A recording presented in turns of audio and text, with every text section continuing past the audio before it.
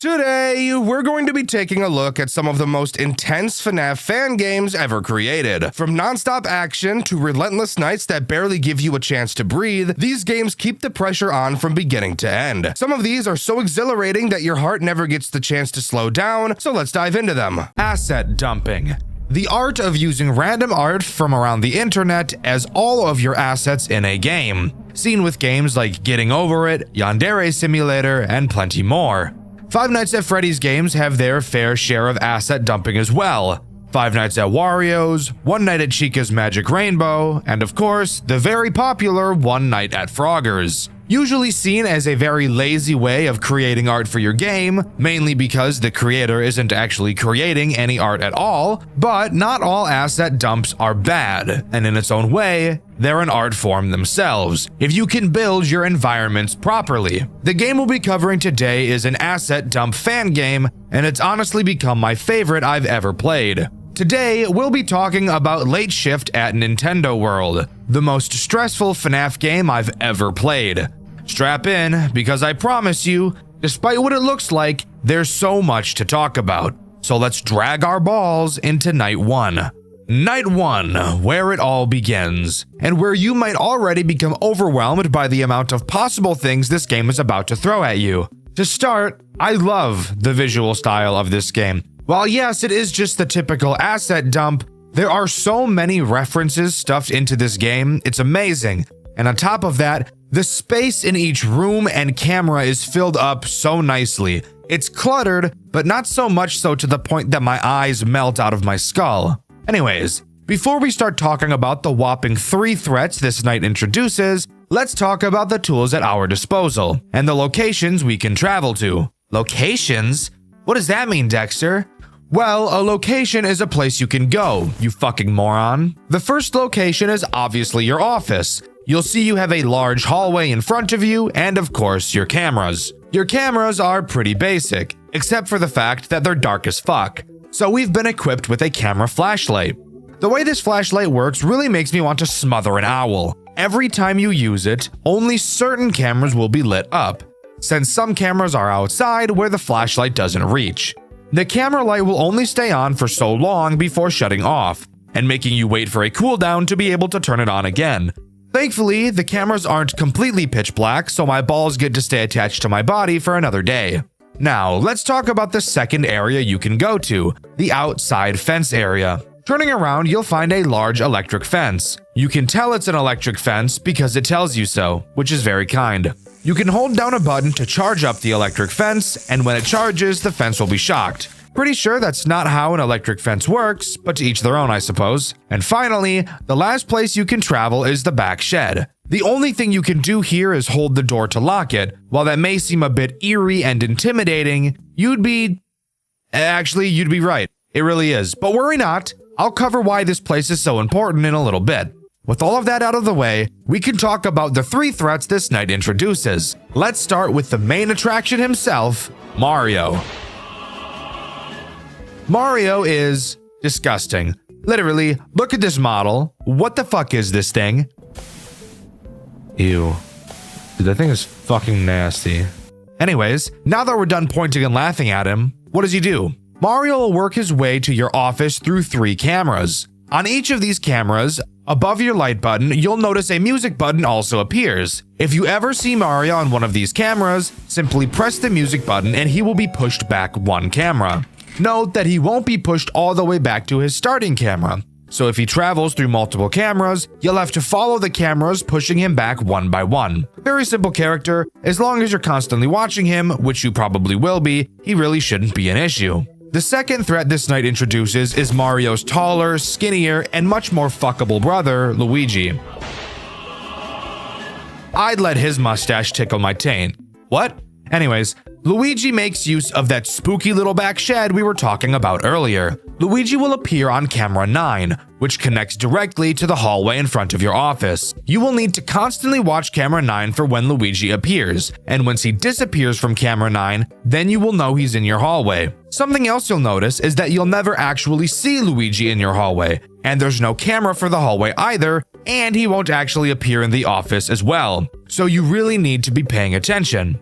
Once you know that Luigi is in your hallway, you will need to hop bottom to the back shed and hold the door locked. Luigi will peer in at you, meaning he was following your big fat juicy bouncing jiggling ass all the way over here. Once Luigi leaves the window of the shed, you're free to go back to the office. Luigi brings up a great synergy with Mario. Both requiring plenty of attention on the cameras really goes to make these two a dangerous combo, and I really don't want to be stuffed by 2 Italian sausages. I also wouldn't want to eat a sausage anyways.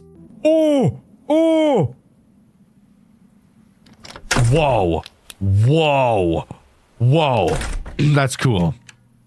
That's cool. I do like that. That is pretty fucking cool. I do like that. This game's gonna get fucking hard, isn't it, dude? The final threat this night introduces is Pikachu. For some fucking reason. But whatever. Pikachu makes use of the big electric fence behind you. Occasionally, Pikachu will be visible behind it, and this is when you'll notice that apparently Pikachu came from fucking Jurassic Park because this fat motherfucker is the size of Jupiter. Of course, once you see Pikachu trying to get a peek at your pecker, see what I did there? All you have to do is charge up the electric fence and give him a taste of his own medicine by shocking him like he does to Ash, and he finally will leave you alone again. I can handle a lot, but I personally think an 18-foot tall Pikachu meat between my buns would be a little too much for me. But if you can manage to learn how all these characters work together, you'll move on to Night 2. Night 2 introduces a plethora of new threats, signaling to me that this may be one of the most challenging FNAF games I will ever play. It's only Night 2, and 2 new threats are added, bringing the total number of threats on Night 2 all the way up to 5. So let's talk about them. The first threat introduced on Night 2 is Kirby. I love Kirby. Kirby would never hurt me. That's a lie. This Kirby certainly would. On both your boiler room camera and back room camera, you will see 2 heat symbols have appeared. Kirby will attempt to get into your office via either of these 2 vents. So hooray! We have 2 more mandatory cameras that require our attention. The way you deal with Kirby is simple. Same as Luigi. When he enters the camera, all is good. But the moment he disappears from the camera means he's about to start rolling through your vent and into your office. When he disappears, hit the heat button to scare Kirby out of the vents. The heat only lasts 1 second, however, so you really need to make sure you time it properly. However, now is the time I get to tell you about the worst and most frustrating character we've seen so far, Meta Knight. That's right, we get 2 Kirby characters introduced at once, and just like Meta Knight in Smash Bros, he is an annoying pain in the dick. Meta Knight acts as a Foxy-like character in this game. He will appear in camera 2, which is the entrance. He will make his way through a few stages, and once he disappears from camera 2, he will charge at your office, and you'll be able to hear his footsteps quickly approaching. What you'll have to do is, as fast as you fucking can, run to the back shed and lock the door. Come in real close for me, just for a second. I'm gonna whisper this in your ear, so make sure you turn your volume up so you can hear me. You got it? Yeah? Volume all the way up? Okay, great. Don't let anyone know I told you this, okay? Meta Knight is so goddamn cock-sucking fast! You barely have any time to react once you hear his footsteps coming. You quite literally have just enough time to get to the back shed and close the door. This motherfucker is brutal. But Dexter, you're supposed to watch him in camera 2, and once he leaves, then you go to the shed. Sounds pretty easy to me. Shut the fuck up! While yes, it's true that once he leaves camera 2, he will charge at you, watching him really doesn't even fucking matter. Because the moment he leaves 2, the sound cue of him running starts playing. So you might as well just wait for the fucking sound cue, since watching him will only waste the precious time you need to focus on the other characters that actually do give you the time of day to deal with them. And if that wasn't bad enough, Meta Knight is in the entrance, an outdoor camera, which means not only is it dark as fuck, but your fucking camera light doesn't work on that camera anyways! So you have to rely on the fucking lightning to be able to see jack dick from that camera. But the lightning is not consistent at all. It's completely random, and it only lights up outside cameras for, oh, I don't know, maybe less than a fucking second. So if you want to check the entrance, you either have to just fucking sit there and wait for the lightning to show up, which could take several seconds that you need to be using to check on the other characters, or you could wait to hear the lightning and try to quickly flip to camera 2 to check on this annoying fucker. Both options suck dick, so I guess pick your fucking poison. But If you can tighten your sphincter and listen closely and have reflexes like a god for long enough, Meta Knight will fold, you will complete night 2, and we can begrudgingly move on to night 3, where I can only hope to God that 3 more characters aren't introduced. Night 3, here we are. Let me tell you guys, this night does nothing to help with my crippling mental state, because let me tell you, this night is hard. Like, really fucking hard. Let's talk about the threats introduced and why this night is so ass. This night only introduces 2 threats. However, one of them is easily the most infuriating character in this entire game. So let's talk about the one that doesn't make me want to stick my willy in a pencil sharpener first. Link. Link appears in the courtyard where we deal with Pikachu. You'll notice on this night that as you go to the courtyard, you'll now be equipped with a metal pipe. This pipe is used as a form of defense against Link. When Link appears in the courtyard, he will giggle really fucking loud to let you know he's there. You will have to hit him 3 times in order for him to go away. Every time you hit him, he will teleport to a different spot on the screen. However, you can only hit him when the Majora's Mask's eyes are red. If they're blue, you'll have to stare at him until they turn red before you can start hitting him. This brings up even more evil synergies with fuck-ass Meta Knight, since you won't be able to pass him until you kill him. Bro, he won't die. What? He wouldn't die. The Majora's Mask guy wouldn't die. And Meta Knight was coming.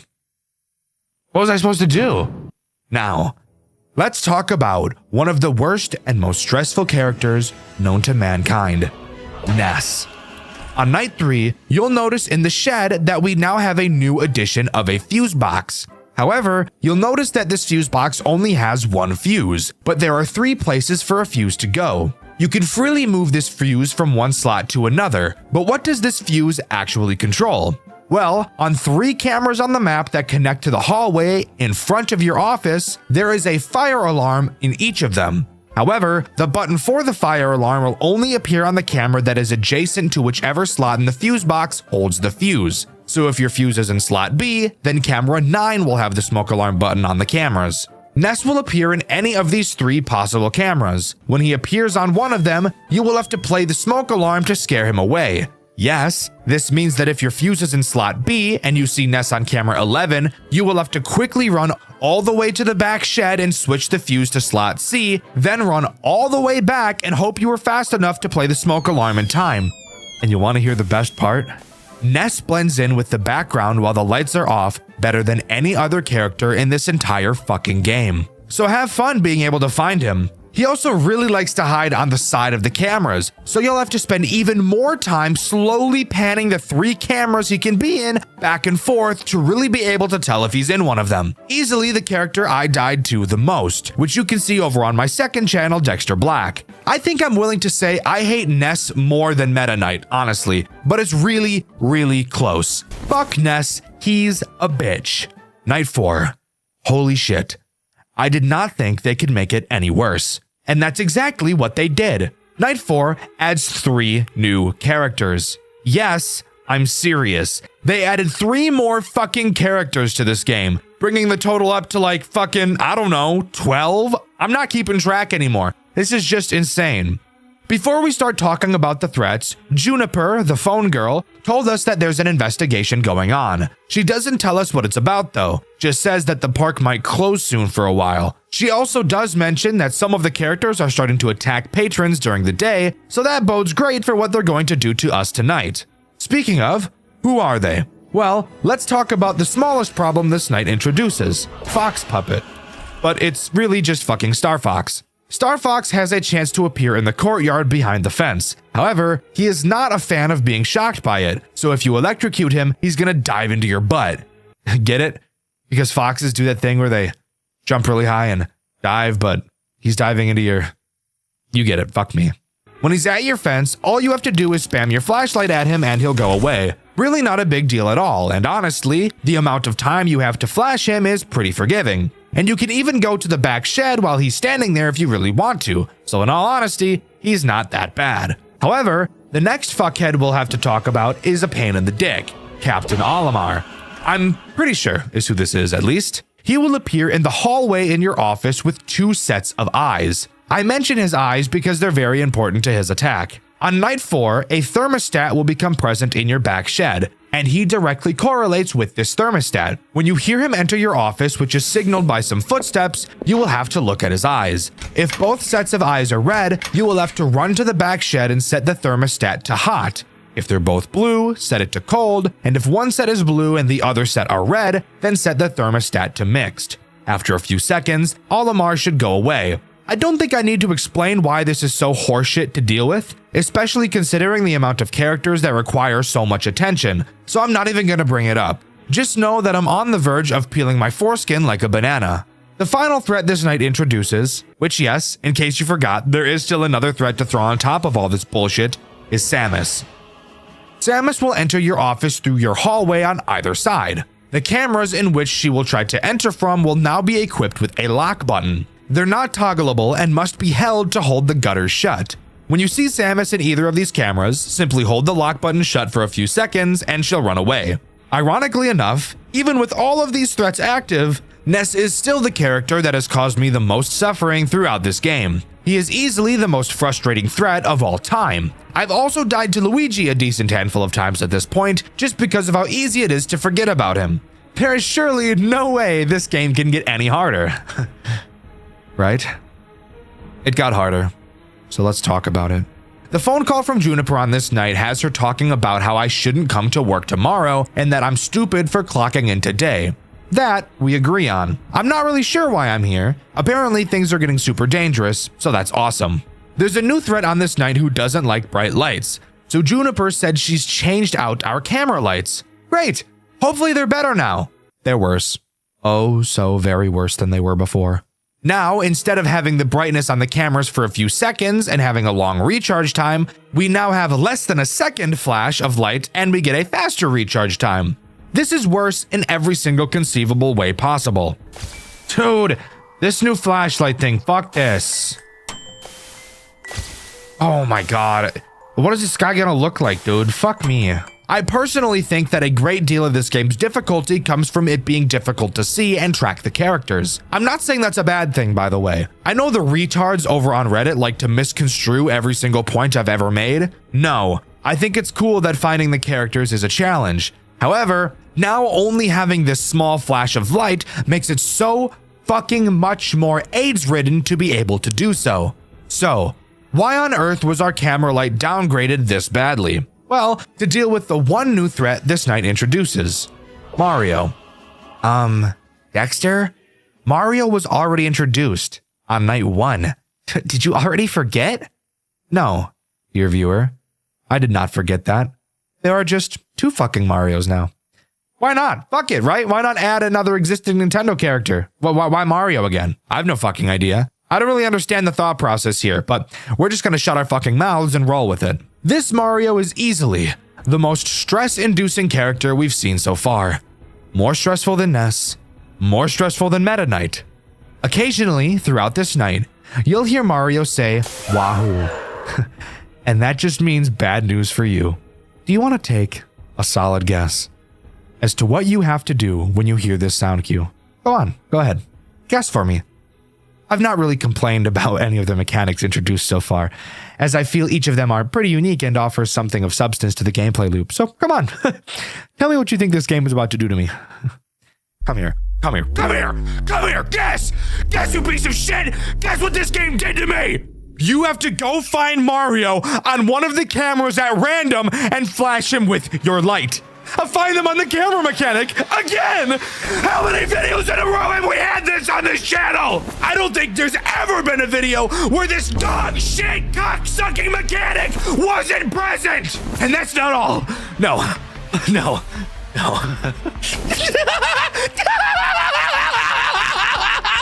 Not only do you have to find him on a random camera that he teleports to once, no. You have to find him on a random camera that he teleports to 3 times in a fucking row! Are you kidding me? Most characters in this game only have you deal with them once or twice throughout the night. Mario? At least fucking 3! You have to find this motherfucker on a random camera, while timed, by the way, and dealing with every other character at the same time, a whopping 9 fucking times! Fuck! Fuck! Ah! I can't fucking handle this shit. This is too much for my brain to handle. Over 10 fucking characters to deal with at the same goddamn time. And all of a sudden I'm in with this bullshit. This game is shoving carrots in my ass like some Bugs Bunny shit. What the fuck is wrong with you? Give me another character that forces me to go to this shit. I don't give a fuck. Not another. Find them on the fucking camera character. You've got to be fucking me in my rear. Go find my dick. Go find my ass. Go find my balls. Go find my taint. Go find my tits. Chop my penis into 10 fucking pieces and throw each piece onto a camera and go fucking find them all. Fuck you!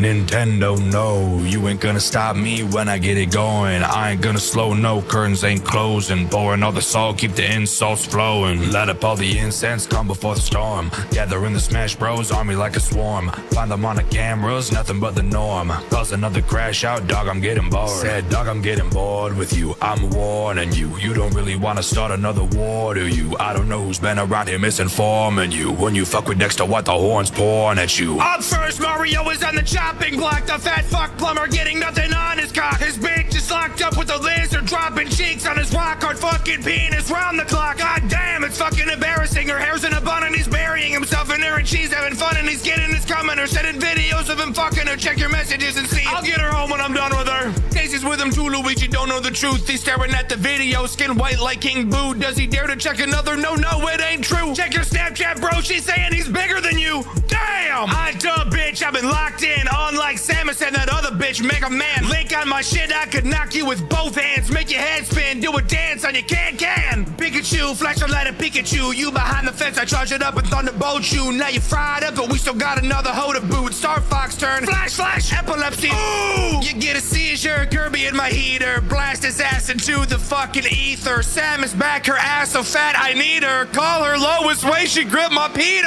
Nintendo, no! Never gonna switch games, I'm about to blow. I've been making big waves, I've been good to go. Do you need to hit save, Annie? Yes or no? Nintendo, no! I've been shooting at them like it's Rochambeau. I could kamikaze on their Rainbow Road. I might cause a riot when I beat them bros. Do you need to hit save, Annie? Yes or no? Alright, coming real close. Answer me this question, why you bitches on my chode? Ness is looking at me, licking lips, don't want it though. Gotta flip the fuse box, keep this on the low. Alright, look, I don't know why you're doing this shit. I'm just trying to do my job and you keep riding on my dick. If it was Samus, that'd be fine, but it'd be everybody. Why just trying to make it through the week, but you keep stretching out the time. Like my asshole, keep on pulling me in with a lasso. Ride me like a cowboy in the desert in El Paso. Friday come along and met a night beyond me bed and matter of fact, he spanked me with a paddle, made my ass rattle. Put a saddle on me, hit me with a rowel, then he growl in the locker rooms. He hit me with a towel, then he plowing on my shit. I'm doing tricks up on his stick. I did the splits contortionist aboard that flip me over, slide me, bend me over backwards. Nintendo, no! Never gonna switch games, I'm about to blow. I've been making big waves, I've been good to go. Do you need to hit save, Annie? Yes or no? Nintendo, no! I've been shooting at them like it's Rochambeau. I could kamikaze on their Rainbow Road. I might cause a riot when I beat them bros. Do you need to hit save, Annie? Yes or no?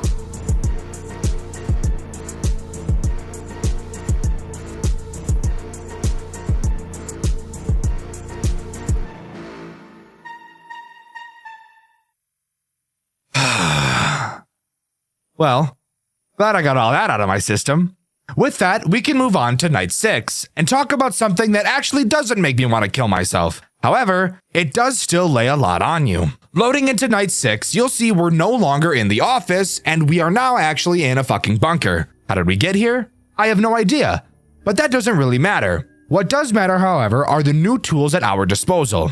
However, me explaining all of them to you right now will not be very helpful. So I'll quickly explain the general tools, and then we'll talk about the character-specific ones as we learn about said characters. Obviously, we have our cameras, pretty self-explanatory. We also have 3 entrances to our office, the big hallway right in front of us, and 2 doors to our left and right. These doors can be closed remotely through the cameras, but you have to slowly charge them up before they can close, and only one can be closed at a time. Also, at any time we'd like, we can cut the power to our office and be left in complete darkness with our thoughts, like me late at night questioning what I'm even doing anymore. But this isn't a therapy session, so let's continue. What about the threats introduced on this night? Given the fact we're in a different location, it has to be different characters, right? Well, that would actually be correct. However, one of the characters is a repeat. Remember that one Mario that I really didn't like from Night 5? I know I was pretty subtle about it. Well, it appears he followed us down here. However, he is incredibly easy to deal with this time around. He'll wander around the cameras and eventually find his way into your office. Once he stands in front of you, menacingly, all you have to do is whip out your fucking baton like my Willy and tase him in the balls. I'm not kidding. This is fucking awesome and is just what I need after dealing with the bullshit he put me through on Night 5. The next threat introduced on this night is Mega Man. He is also pretty simple. He will try to enter your office through your left or right door. When you see him in that door's respective camera, simply charge up that door and seal it shut. Once he bangs on it, you're free to open the door again. Next, we've got to talk about the Villager. She confused me quite a bit during my playthrough, which you can see over on my second channel, Dexter Black. She will enter your office through any of the 3 possible entrances. Her rules state that once she enters your office, shut the lights off until you hear her run away. So tell me, what do you think that means? If you answered, wait until she appears in your office like Mario, then cut the lights until you hear footsteps, then turn the lights back on and continue, then you'd be completely fucking wrong, because she actually never appears in your office at all. You cannot see her when she's inside of your office, even if she is literally there. So, how are you meant to deal with her then? Well, you'll have to carefully track her on the cameras. When she enters camera 8, 7, or 6, her next movement will be into your office.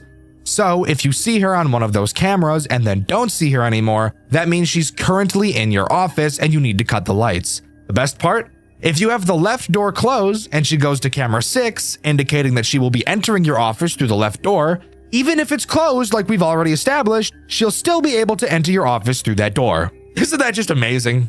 Anyways, I could point out the nuances all day long, but that's not what you're here for. The final threat introduced on this night is Andross, a character I've legitimately never seen before in my entire life. I've been able to recognize each character so far, even if I haven't played the game they were from, like Star Fox, for example. But Andross? What the fuck is even that? Okay, I just looked it up. It's the main antagonist of Star Fox. Crazy coincidence that I just mentioned Star Fox and that I've never played it. That would make sense as to why I didn't know who this was then. Anyways, what does he actually do? Well, in my opinion, he is the most annoying character on this night. He is completely invisible on the cameras, and if he ever gets into your office, you die. In order to track him, you have to use the camera's built-in motion detectors. However, something really interesting about these motion detectors is that they're a piece of shit. Every single camera has the motion detector button. However, only one of the buttons on the cameras will work at a time, at random, and every few seconds, which camera has the working button will switch randomly. Meaning that, even though there's no character on this night that has a find them on the camera mechanic, these fucked up, morbid devs somehow find a way to work that bullshit into the fucking UI! What the fuck are you doing to me? I need to relax. I can't scream anymore. Breathe. How do we deal with Andross? Well, when he is on either camera 8, 7, or 6, you will have to use your heater on whichever camera he's on. Using the UI on the cameras, you can select which camera the heater targets and then blast heat into said camera remotely. Doing so will scare Andross away. Now, that's all of the characters this night introduces. However, there's still one more very important thing I've neglected to mention. Unlike every other night present in this game, Night 6 has a task-based completion system rather than a survival-based one. So that bodes the question, what is the task we have to complete? Well, on the computer at your desk, there are 5 important files we have to decrypt and extract onto our USB drive. The way we decrypt them is simple. Several strings of 4-digit number codes will appear on the monitor, and all we have to do is type them in. Type in several 4-string digit codes without messing up in a row, and trust me, it'll feel like you'll have to do this a billion fucking times, and you'll download one of the files. Do this for all 5 files, and the night is over. This task being added to this night easily makes it the most stressful mechanic this game has ever introduced. I was not expecting something like this from this game, and I honestly wasn't expecting a crazy final night like this in general. I'm all for it. Overall, I do still think Night 5 was harder than this night, but this was definitely a nice change of pace. After completing the night, we take our USB, run out of the bunker and into the parking lot, and drive off to the police station to show them our evidence. Looking back, we notice Mario followed us out and was left standing in the parking lot. We almost didn't make it out alive. It's revealed that our name isn't really Terrence, and we've secretly been an undercover investigator this entire time. The police raided Nintendo World and arrested the CEO, Leonard. Everything we mentioned in our report was found except for one single thing: Mario himself. The only thing that was left to even prove he was present was his hat. Not knowing his whereabouts now, Late Shift at Nintendo World comes to a close. Kind of. There's actually a fuck ton more this game has to offer in the form of post-game content and challenges, with a whopping 12 additional characters for us to unlock and fuck around with. There's 9 other ones? There's 12 more? At the time of writing, I have no idea how these characters are achieved except for one. In the challenges menu, 2 fun challenges are present, and when I say fun, I really just mean ass. The first is blind mode, which will cause a constant blizzard to be present during the nights, making it harder to see in your office and in the courtyard. It also forces Night 5's shitty flash mechanic throughout the nights, and increases the amount of time you have to wait between flashes to make it even worse. And if that wasn't enough, blind mode still has one more big fuck you in the form of a new threat: the Ice Climbers. The way they work is pretty simple, but retarded nonetheless. They have a chance to appear in any of the 3 major locations you can be in. If you ever see them, you just have to go to another area until they leave. I can't describe how terrible that sounds. Again, at the time of writing this, I have no plans to attempt this challenge, nor any of the custom night modes, which I assume will unlock the remaining characters. I do have the thought of attempting these on stream in the coming weeks, so let me know if that's something you'd be interested in seeing me doing and covering. Overall, I think Late Shift at Nintendo World is actually amazing. While I did find a lot of the characters annoying and stressful, the overall gameplay loop is very satisfying to nail down and will leave you feeling like a badass as you complete it. Yes, the entire game is just an asset dump, but you can't deny the crazy amount of effort and care put into it, and that's something I can always appreciate. Insanity is a broad term with different meanings depending on the context, generally referring to a severely disordered state of mind, extreme folly, or a legal designation. It is not an official clinical or psychiatric diagnosis, but rather a catch-all for various forms of profound mental derangement. Truly, insanity is one of the most interesting things that human beings can face, and the various causes of it are truly fascinating to read about. Five Nights at Freddy's games often use the subject matter of insanity, but I don't feel like many of them can ever really do it right. The game we'll be covering today is a little different, that game being Crawl Space Insanity Remastered, one of the newest,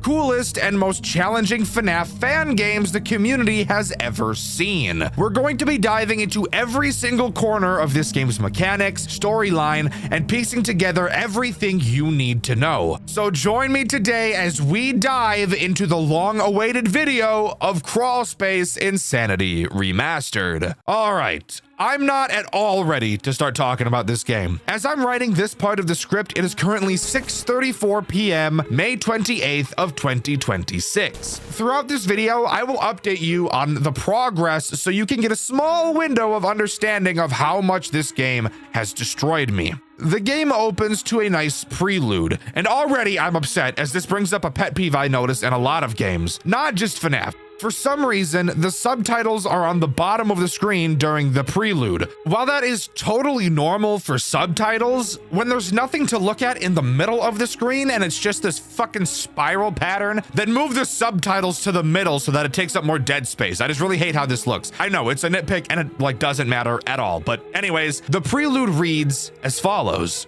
Hello, Fritz. You have fallen. He got you. The floor beneath you shattered, and you screamed as you barreled towards the bottom of the hole. Did you see them? You could have saved them.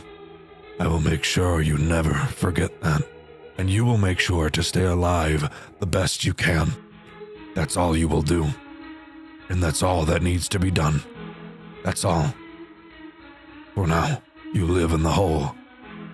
So it appears we play as Fritz in this game. And now is probably the time I should mention the thing everybody already knows about this game, just in case there's one or two people who are living under a rock. Crawl Space is a part of the Insanity Remastered trilogy, which is a retelling of the original Dormitibus story, minus all the disgusting shit. If you want to learn more about that, you can check out my video all about the original Dormitibus after this one. With this, we load into night 1 and we see that this game looks incredibly fucking boring. Let's start by going over the tools at our disposal though. To start, we have our cameras and our flashlight, which are both tied to a battery. It drains really fast, but if you're not using either of those tools, it will recharge itself. That's really all the tools. The phone guy asks us if we know who we are. Of course, we know that we're playing as Fritz and we're currently in a place known as the Hole. We're told that we have to save them, probably referring to the children, but we obviously have to save ourselves first. So let's quickly take a look at all 4 threats this first night introduces, because yes, I'm serious, there's actually 4 threats on this stupid fucking night. I'm going to talk about Bonnie, Chica, and Freddy all at the same time, since I'm not kidding, they all do the exact same thing.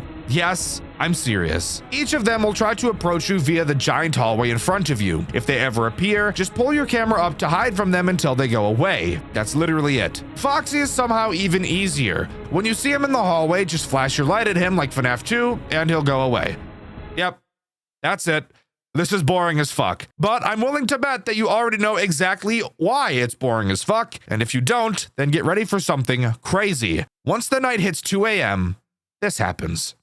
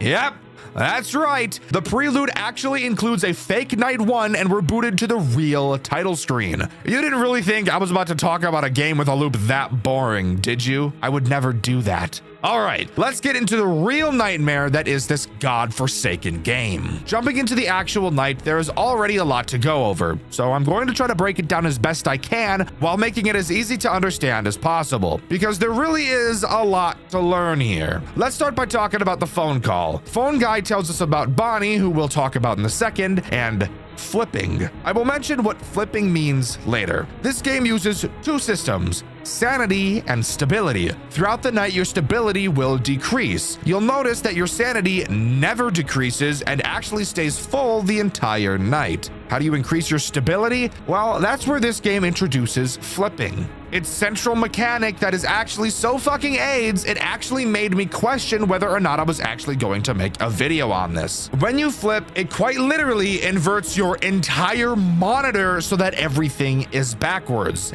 And yes, that does also include your mouse. This game fucks your entire actual monitor and flips everything around. It's easily the most nauseating and confusing mechanic I've ever dealt with in my entire life. It is fucking brutal. When you flip, your stability will start to increase again. However, in this flipped version of the Hole, your sanity will start to decrease, and vice versa once you flip back to the normal version of the game. This is a super fucking cool mechanic, I can't even lie. Probably one of the coolest things I've ever seen. But of course, as you could imagine, playing in flipped mode is one of the most challenging things you will ever do in your entire life. Now, as much as we could talk about that mechanic, this video is already going to be incredibly long, so let's just move on to talking about the next mechanic, that being the power system. Not much to explain here, honestly. It's just a power system from that prelude night. Using things causes it to decrease, not using it makes it recharge. Pretty simple. Of course, we also have our camera and flashlight to go along with that. The final mechanic to mention before we move on to the threat this night introduces are the vents to the left and right of you, because as you can probably tell, this office setup is pretty much just the FNAF 2 layout for the most part. You can seal these vents to the left and right of you, albeit only one at a time. And the reason you would need to do that is because of the only threat this night introduces, Fallen Bonnie. While yes, Fallen Bonnie is technically the only character introduced on this night, he has children. Why? I have no fucking idea who's cracking this monstrosity. Literally nobody, but whatever. He uses his kids to kill us, which is just a crazy thing to say now that I'm saying it out loud. Bonnie will try to make his way to either camera 4 or 5. These cameras are obviously tied to your vents. Once he enters one of these cameras, he will make the quietest sound cue of all time. But since he's the only threat right now, you can really just watch him. Eventually, he will send one of his kids through the vents he's standing at, and you'll have to quickly seal the vent before the kid turns you into an Arby's meat mountain and ravages your insides. Now, there's no penalty for keeping your vent sealed. No power is drained, and your stability and sanity will not decrease. However, if Bonnie notices a vent is sealed for too long, he'll just hot bottom over to the other vent. So the strategy for this night is really just watching him and sealing the vent when you need to. You may be wondering where flipping actually becomes needed, and I'll explain that more a bit later. But for now, sometimes your screen will glitch out, and when it does, you'll have to flip to fix it. I'd flip every time you have to seal a vent to really help you get used to it, since if you want to complete this game fully, you'll have to be doing it a lot. But with that, night 1 comes to an end, and we can move on to the first post-night minigame, which starts with the text, "You won't like what's out there." And if what's out there is Blackout, then you'd be completely correct. I don't like him very much at all, actually. Before the minigame begins, we see what appears to be Cake Bear. I couldn't imagine who else this would be. Moving to the right, we see the text, "Not yet," and then the minigame begins by telling us that we need to hold our breath to face death. Just then, we're thrown into a fucking crawl space. Get it? Like the name of the fucking game? Isn't that so fucking cool? Laugh, bitch! Laugh! Anyways, during this minigame, we have to control our breathing and our blinking for some reason. Maybe we're trapped in a spring lock suit or something like that. I'm not really sure. You can breathe by holding space and blink by holding control. Obviously, we need to keep these bars up all the way. Throughout the entire minigame, you'll be able to hear 2 people having a conversation. Barely. You will barely be able to hear 2 people having a conversation. I can't lie. It is really fucking hard to hear, and I actually have no idea what they're talking about. If you guys want to tell me, please do, because I do not have it in me to decipher the several minutes of muffled audio during these minigames. Of course, there is also a threat to defend ourselves against during this minigame, that being Angel Bonnie. He is incredibly easy to deal with. Occasionally, he will appear on your left side, and all you have to do is hold your breath, and he'll go away. Easy as fuck. Once you beat the minigame, you get the phrase, "back to sleep now," which tells me that the night sections are maybe dreams or nightmares, and then the crawl space is actually when Fritz is awake. Meaning that we're playing as a man trapped inside of a suit, stuffed into a crawl space, which is some of the most fucked up stuff you could ever imagine, and I love it. And by the way, I'm pretty sure that this is in reference to probably Fritz seeing the deaths of the children, not doing anything about it, and then William stuffing him in a suit and putting him in a crawl space like a fucking telltale heart type thing. Which, that's fucking badass. That's badass as shit, I can't lie. Anyways, moving on to night 2, and for a small update, it is currently 7:13 p.m. Night 2 introduces 2 new threats, and along with it, 2 new mechanics. As if this game and its flipping wasn't already stressful enough. The phone guy really just tells us that we're 1 step closer to our goal. That's about it. The 2 new mechanics are our alarms and our flash beacon. Most of the cameras have alarms. You can just hold the alarm button to make them blare. And on specifically camera 5, we have a flash beacon. We'll go over why we need them in just a second. The 2 threats introduced on this night are Fallen Chica and Fallen Foxy, each of them using one of the new mechanics on this night. Let's start with Fallen Chica. Chica moves around randomly in the cameras and will at random points stop moving to sing. When she starts singing, you have to find her on the cameras. Yes, I know, it's fucking torture all of the time for me in these games. Then sound the alarm on whichever camera she's on. she can actually only attack cameras 1, 3B, 3C, and 6. So there's not a whole lot of cameras you'll have to check, which is why I'm choosing not to complain about it too much. She's not a very complicated character, but when you're playing with your entire monitor reversed, it's really fucking hard to click anything at all. Moving on to Fallen Foxy. Foxy will try to attack you via camera 5. Once he gets there, all you have to do is use the flash beacon and he'll go away. Something you'll notice about all of the characters in this game is that they're all not too difficult. It really and truly is just the flipping mechanic that makes this game so fucking hard. Something to note about camera 5 is that both Foxy and Bonnie can't be present at the same time. So lucky us, if we see Bonnie there, then we know Foxy will never attack us until Bonnie leaves. Really, the best strategy I can give for night 2 is to flip at 1 a.m. and stay flipped until you hear Chica sing. Once she does, you'll have just enough time to unflip and deal with her, then rebalance your flips for the rest of the night. This makes it so that you don't have to do most of the work while flipped, since Chica is definitely the worst to deal with while you are because of how many clicks she requires. But with that, we get the same minigame as before with Cake Bear, and then we go into the crawl space again. This time around, Angel Chica will be added. She's pretty much the same as Bonnie, except she appears on your right, and when she does, just close your eyes until she leaves. Once again, we hear people talking a bunch, except I can't figure out what the hell they're even saying, so let's just move on to night 3. Night 3 is where this game really starts to piss me off. I'm not even lying, it makes me so fucking angry. The only reason is because one of the threats this night introduces, that being Fallen Freddy, the most confusing and annoying character ever conceived by mankind. Fallen Freddy will try to attack your generators in camera 7 and 4. We obviously cannot allow this to happen or he's gonna stick 8 pencils in my ass, which I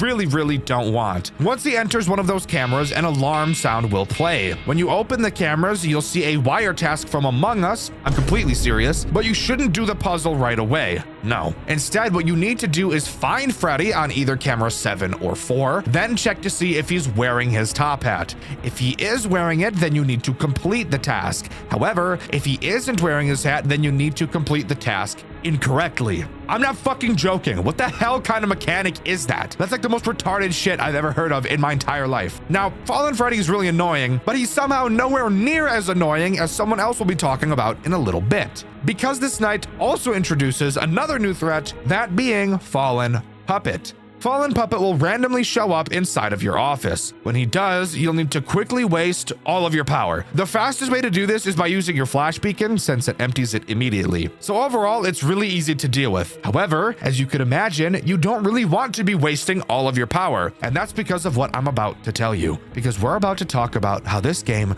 really rapes your ass. Night 3 upgrades each character we've seen so far from the first 2 nights and just makes them way fucking worse. So let's start with the least terrible, Fallen Chica. All Night 3 adds to her is giving her the ability to also go to cameras 4 and 5, which makes her way worse because she is just a finder on the camera character. So more cameras equals less fun for Dexter. Fallen Foxy gets the additional attack ability of turning into Withered Foxy, just jumping ass naked into your hallway and flashing his cock to you like the Fent Walker I saw in the park the other day. Just flash your flashlight at him and he'll go away. But now we can move on to literally the worst thing you've ever seen in your entire life.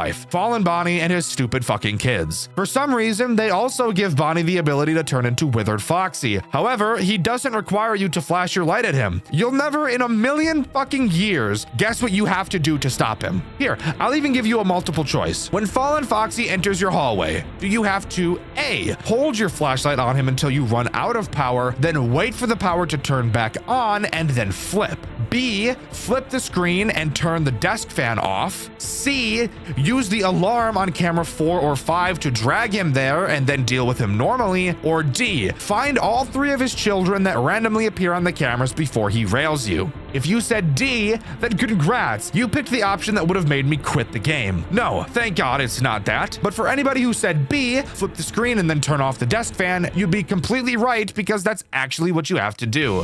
Why the fuck does this make him go away? I have no idea, but this is the most frustrating thing to do during this game, and I fucking hate it with all my soul. The strategy for this night is really tough, I can't lie. Really only flip when necessary or after you deal with Bonnie and the vent attack. attack. Most threats aren't too terrible to deal with flipped, in all honesty, and you should be getting used to it at least a little bit at this point. Oh yeah, and I forgot to mention Chica. She can appear on the same camera at the same time as the other characters, and if she does, most of the time you'll just lose. I can't even lie. It's really hard to deal with two characters at a time. However, I would recommend dealing with Chica first, since most times she'll end up being the bigger problem. Oh yeah, and don't forget that Freddy and the puppet were added on this night. I know you've probably forgotten about that after the 3 other character upgrades, but yes, 2 more threats were introduced this time. Just fucking kill me. I'll also mention here 2 death minigames I stumbled across. I don't know how many there are, but here are 2 I got. Basically, one of them has Fritz finding William, stuffing the kids in the suits, and then William puts Fritz in a suit as well. No witnesses type shit. And that confirms my theory that that is why we are present in the crawl space. The other minigame is just a cutscene. It's a conversation between Fritz and another guy named Peter. Peter tells Fritz about the kids and that if he knows anything about it or learns anything to let him know. Hate to break it to you, buddy, but judging by the other minigame we just saw, I'm willing to bet that Fritz isn't going to be able to tell you shit. The post-night 3 crawl space section is much the same as the others, except this time you will also get to see Angel Foxy. His mechanic is pretty easy. You won't be able to see him, but you will hear him making a clicking sound. When you hear it, just spam blink until he goes away. The only slight problem is that Bonnie and Chica can attack at the same time, but always be sure to make Foxy a priority and you'll be just fine. Once again, I can't fucking hear a word that the 2 guys are saying above us since the animatronics are so loud in my fucking ear. So if anybody wants to give us a summary, I'll pin your comment. Moving on to night 4, it is currently 7:48 p.m. for me, so I think I'm making pretty decent time. But during the phone call, we're told that camera 8 has been fixed. And of course, the new threats on this night will relate to that camera. But first, I want to talk about Fallen Bonnie again.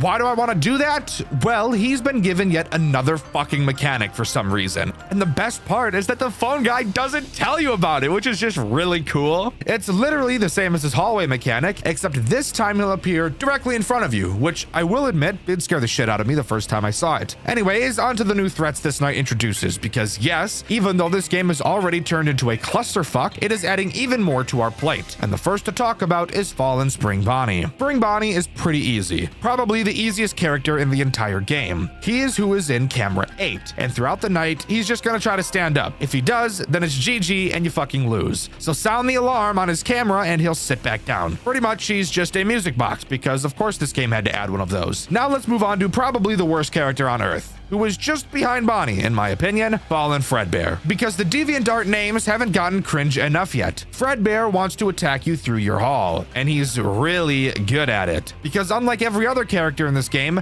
Fredbear makes no sound cues ever, which is actually the worst thing on the planet. Once he's in your hallway, all you have to do is turn your fan off. Thankfully, this time you don't also have to flip. I really don't know why Bonnie has you do that, but what really makes Fredbear bad is the synergies he has. Because not only can Bonnie and Fredbear be in the hall at the same time, but Bonnie and Foxy can be in the hall at the same time, and fuck it, I'm not kidding at all 3 of them can be in the hallway at the same time. This is actually just the worst shit anybody could ever create. This game is so fucking hard, it's not even funny. What the fuck am I even supposed to do about this bullshit? The strategy for this night is ass cheeks, I can't even lie. Really only flip your screen for Bonnie and when the screen flickers. Fuck everything else. Keep your camera on 5 to check for Foxy, and never leave a vent sealed after dealing with Bonnie. Whenever you deal with a camera threat, either Freddy, Bonnie, Foxy, or Chica, check your hallway and deal with whatever the fuck is there. Then check on Spring Bonnie and hope you weren't too slow, and repeat. This night is so fucking AIDS, it's really hard to put into words. And we still have another night to talk about. Look at the length of this video. We're not even close to being done yet. During the crawl space section, we get introduced to Angel Freddy. All he does is appear in front of us, and all you have to do is lift your hands off your keyboard and mouse until he goes away. Basic strategy here is always deal with Foxy first no matter what. Then deal with Freddy,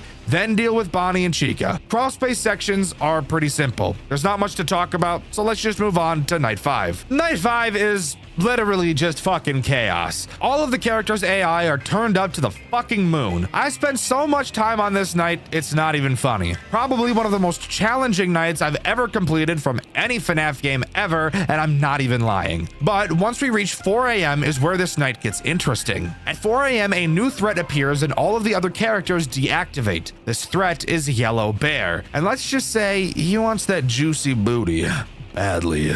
Once he spawns, he'll choose to start at any camera he wants and slowly make his way to your hallway. You can stall him on the cameras by using your alarm, but he'll never move backwards. But you honestly don't even need to do that, because once he's in your hallway, you can just stall him for the rest of the night by spamming the lights. So he's honestly really easy. The general strategy for this night has you start by focusing on cameras 8, 4, and 5, because Bonnie and Spring Bonnie will almost always attack you first. After dealing with them, check the hallway and camera 5 for Foxy every time you deal with Chica. Only ever check Spring Bonnie after the first time when you have a small bit of downtime, since he has to make it through 5 different phases before he kills you anyways. This night is really fucking hard until 4 a.m. and playing it for yourself would be the best way to understand it, because I quite literally do not have the vocabulary to explain to you how hard it really is. The minigame for this night is weird. There's no crawl space, but we do get the Cake Bear minigame, and this time we're a much more realistic version of Cake Bear. We walk to the right for a very long time and stumble across a withered Cake Bear, I think. I have no idea what this is, and we get the following cutscene. I'm glad you came all this way to see me, Rats. I'd thought you'd forgotten about me. I think you realize I'm not truly your friend, but I have no reason to lie anymore. I never did. It's out of control. Things used to be so much simpler. I never had to lie. I could just exist.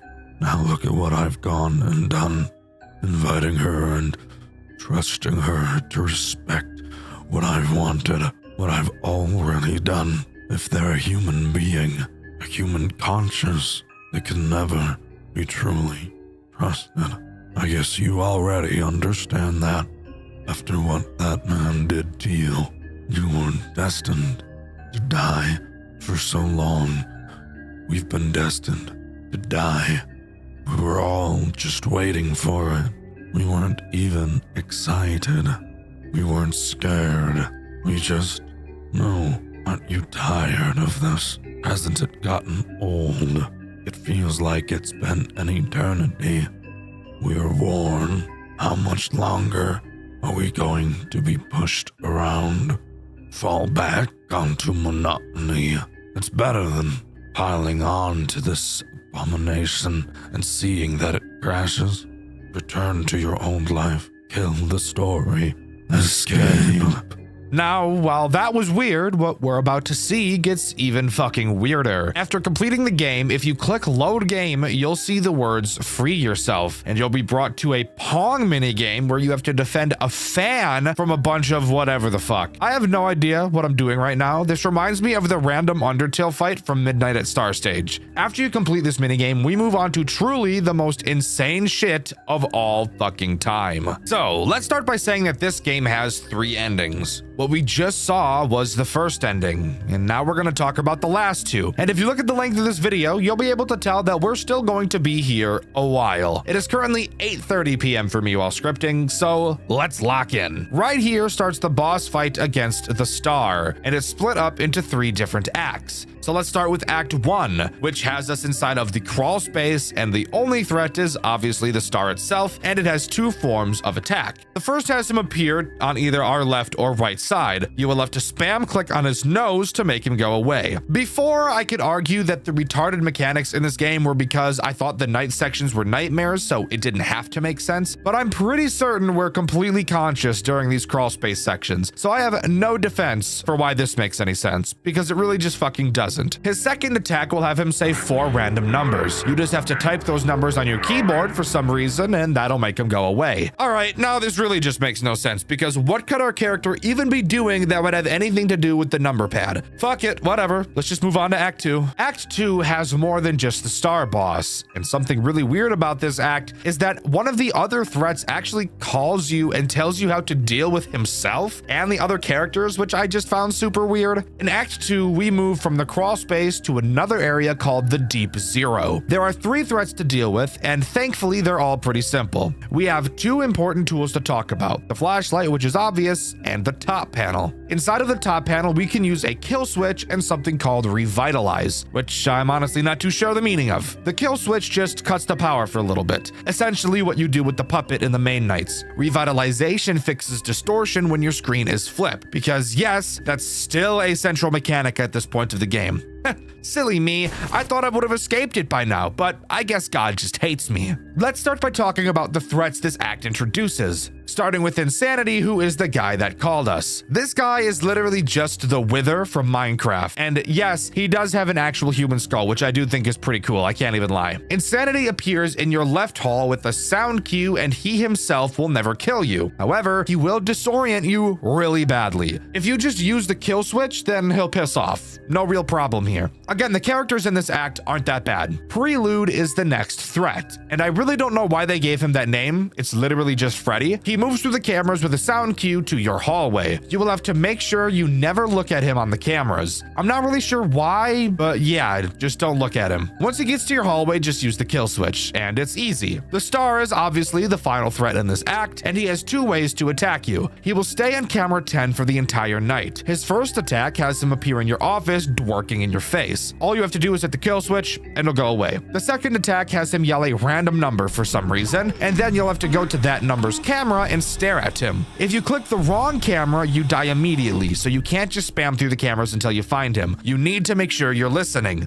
and you do this until 4 a.m. Again, this part is really easy, as all of the characters aren't challenging at all. At 4 a.m., you'll be transported to the main office area from the main nights, except, as you can probably tell, it's distorted as fuck. You get a phone call saying that this will be the last place you'll go until you finally win. He tells you how to deal with him, and Act 3 finally begins. Act 3 is easily the hardest act by far, mainly because the other two were super easy. This is also the act that will decide which of the two possible endings you will get. Let's get the basics out of the way. The star has 3 ways to attack you, so let's start by talking about the easiest one. He'll move to camera 4. Once there, you'll need to close the vent as fast as possible because the star is fast as holy hell. His next attack has him go to camera 5. Once again, close the vent, but you'll also have to flash him a few times to make him go away. And finally, his third attack will have him scream like an autistic kid in Target when he sees that Pokemon have been restocked and that the scalpers haven't gotten to them yet. When this happens, he just turns into an ice slut. He will randomly move around the cameras, and you'll have to hold the alarm on whichever camera he's on until he stops fucking screaming in my ears minus the S. But of course, this attack is really shitty for one reason. He teleports to a random camera when he screams, so that sucks. But the worst part is that he can move while you're using the alarm, and he doesn't just move to an adjacent camera.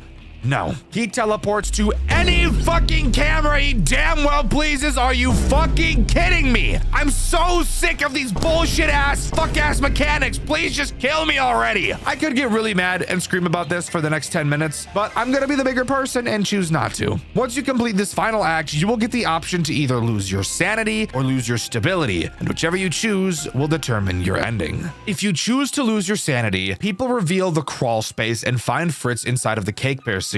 Fritz hears people talking faintly while he's in a coma-like state. He is then put into a mental institution and the credits roll. I suppose that makes sense. We did choose to lose all of our sanity after all, so the loony bin is probably the best place for us to go. I do think that the reveal that we've been in the cake bear suit the whole time is really cool, as this game basically just goes to explain where this very important character actually comes from. This is, in my opinion, a perfect example of show don't tell when it comes to storytelling, and I love to see it. However, if you choose to instead lose your stability, Fritz just gets fucking spring locked and dies inside of the cake bear suit. We're told that there may still be a chance to find out who the real killer is. We chase after this killer only to find the one, the only Garvey, who is obviously the one who killed the kids in this game. And thankfully, in this retelling, he didn't rape one of them for no reason at all. A spirit talks to us and is for some reason happy that we're dead. Pretty morbid, I won't lie. Since the deep isn't real, it is infinite, and the mind, I have no idea what that means. I hate FNAF lore. It's so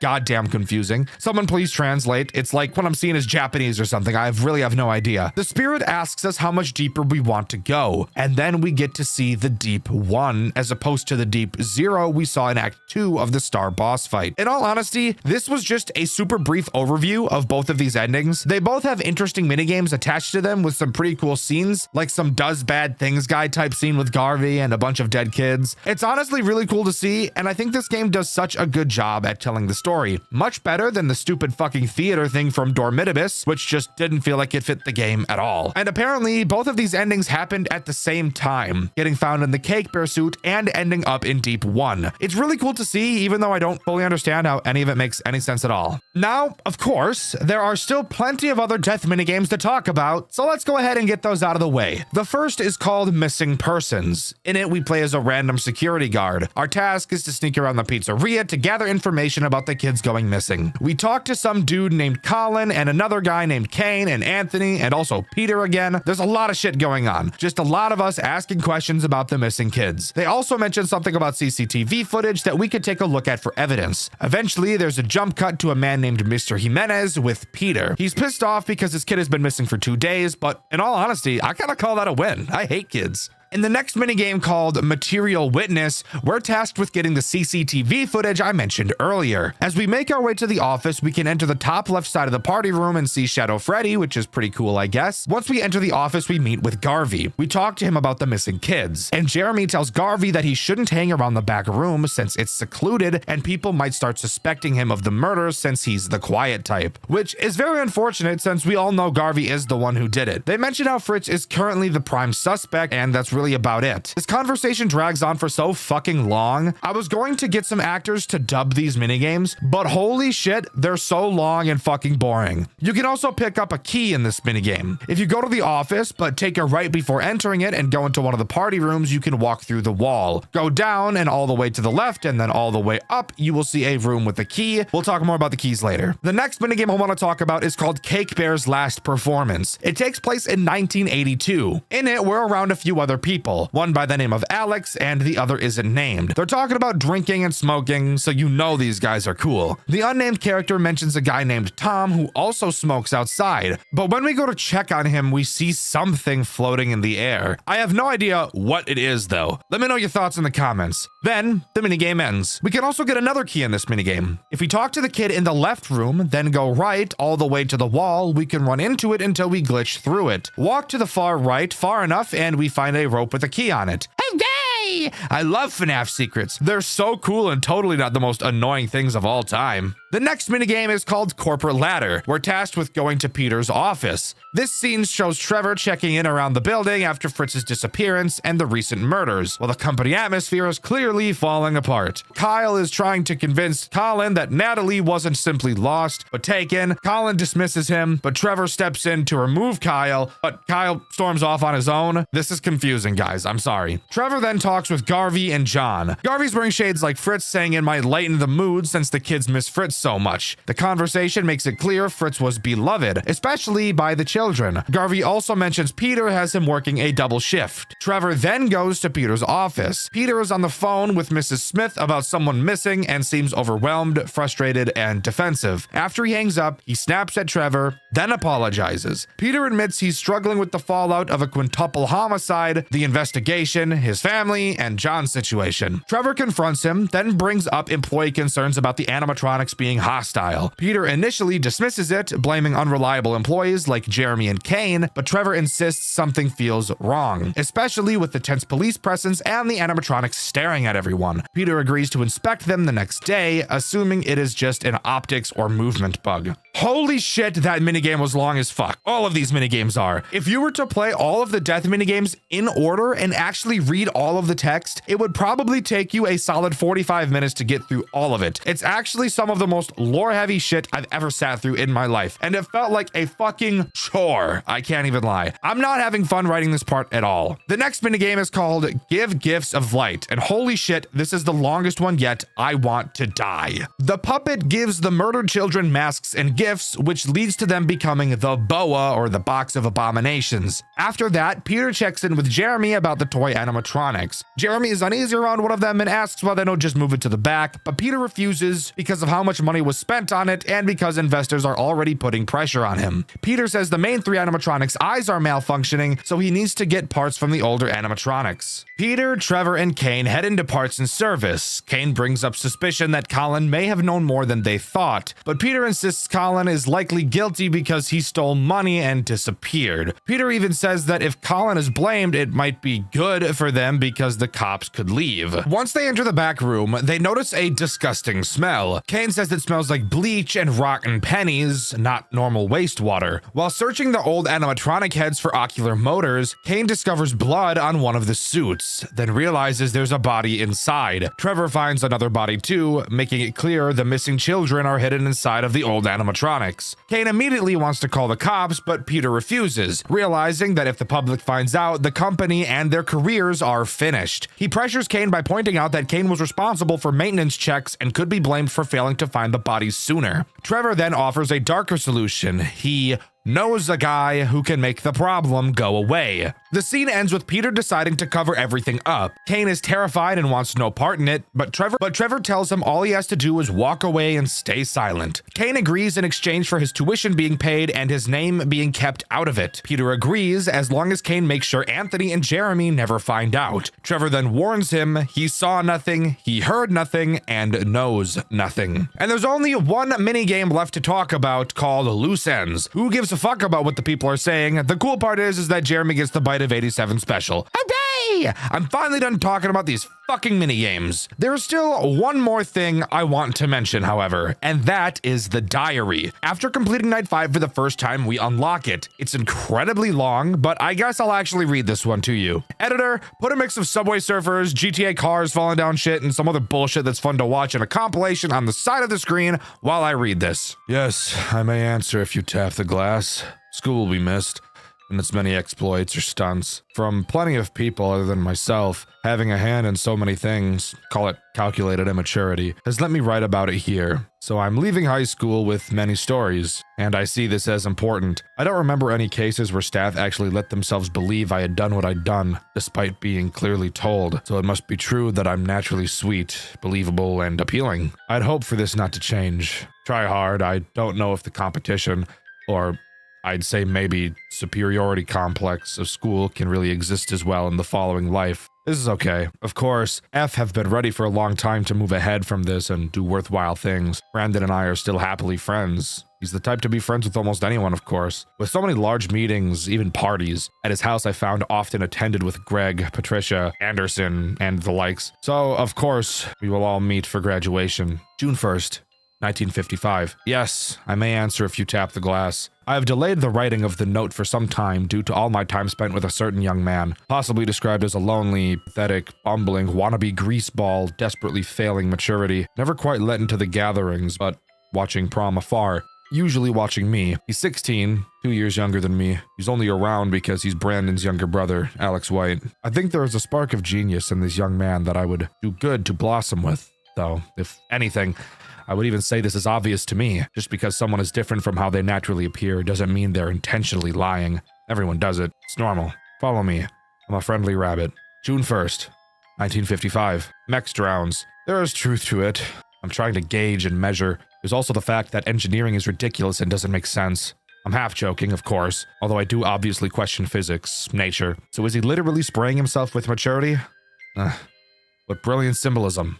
But no, seriously, it was all that they had for some reason. This is oddly hyper-specific, but he's like the type of person that wouldn't go through the effort or pain or severing their arm to save a child. But you know, I sure feel bad about it for the rest of their life, and overcompensate by sculpting hundreds of fake arms. Actually, well, I guess we wouldn't know, unless somehow that scenario really did play out. Last night we were sitting by the creek. I wanted to relax after I attended the ceremony. I was lost in thought. He was left. He realized a deep sadness was forming in his eyes, so he moved his head completely to the right, causing the back of his head to face me. He tries to hide his weakness from me. From all women. From anyone. But I haven't seen it. And I remember his face. I study his sadness from the traces, and I look past his skull. Luna 17th. 193 question mark. Come asylum. Unbelievable. I must state this in here right now. I will never stand for this. Know that people who'd ever talk about themselves or question anything would tell me my disconnected world vein, my disconnect from humanity, stems from a discontent for my own life, a mental condition that impedes me from connecting to people, a simple sickness or defect, a fault.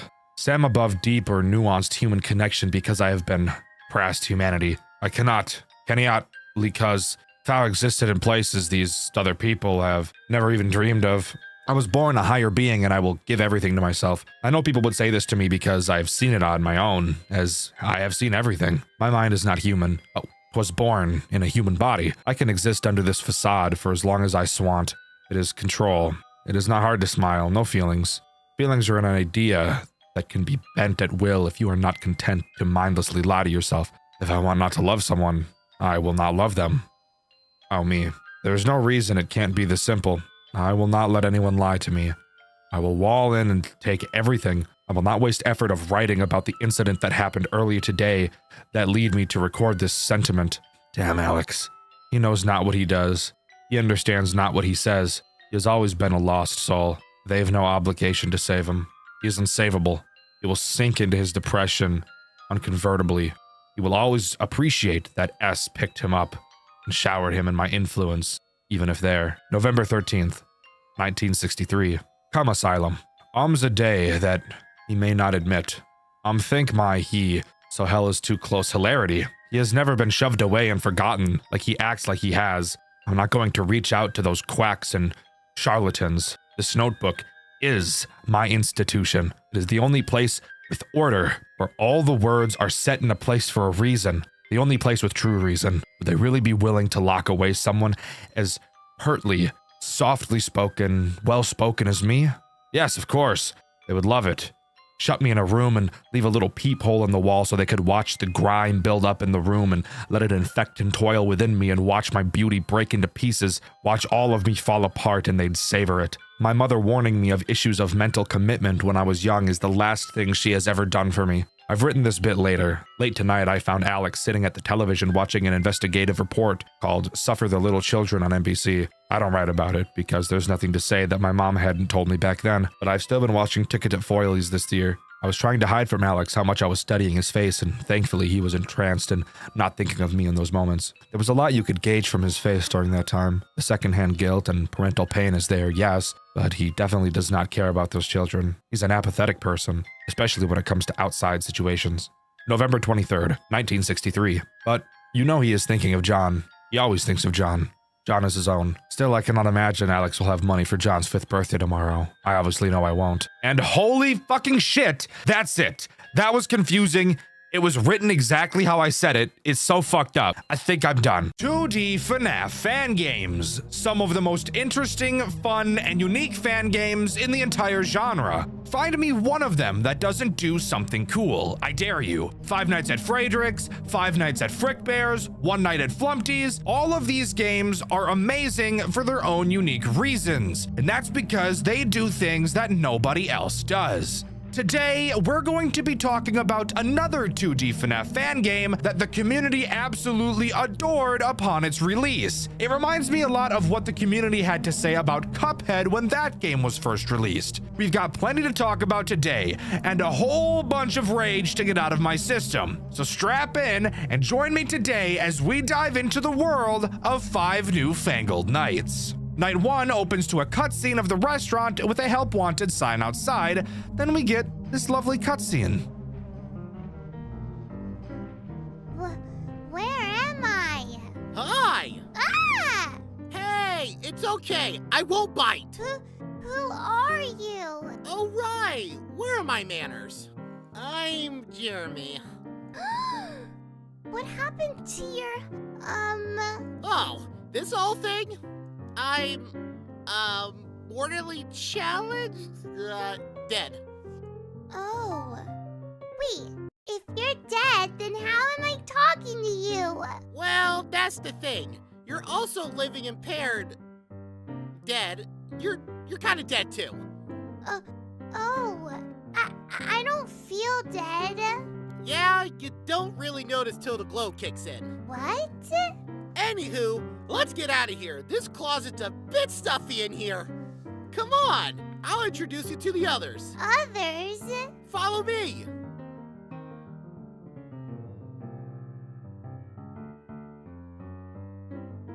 Okay, this is Susie, Hi. Fritz, Hey. and Gabe. Hello. Gabe, we're over here. Nice to meet you all. I'm Cassie. So how did we end up like this? We were murdered in the back of the restaurant. Fritz? What? I'm being honest. That's horrible! Who would do such a thing? Oh, just night guard in the back. Lured us to parts and service, sliced and diced us, and hit our bodies. And you guys just let him get away with it? Well, yeah. He killed us. He works minimum wage, though. I feel like that's even. No, it isn't. We gotta do something. Something to him. I say we kill him. Hide! Now, how to do it? We could use the suits. What suits? Oh, yeah, the mascot suit. It's where the killers hit our bodies. We hop into these tin cans, and we can walk around as a bunch of furry robots. That could work. Okay, we can try dibs. Oh, man. Okay, Jeremy. Hop into one of those suits and teach that jerk a lesson. Who? The night guard. What about him? We're gonna kill him. Oh, right! Don't worry, Cassie. I'll give him the what for.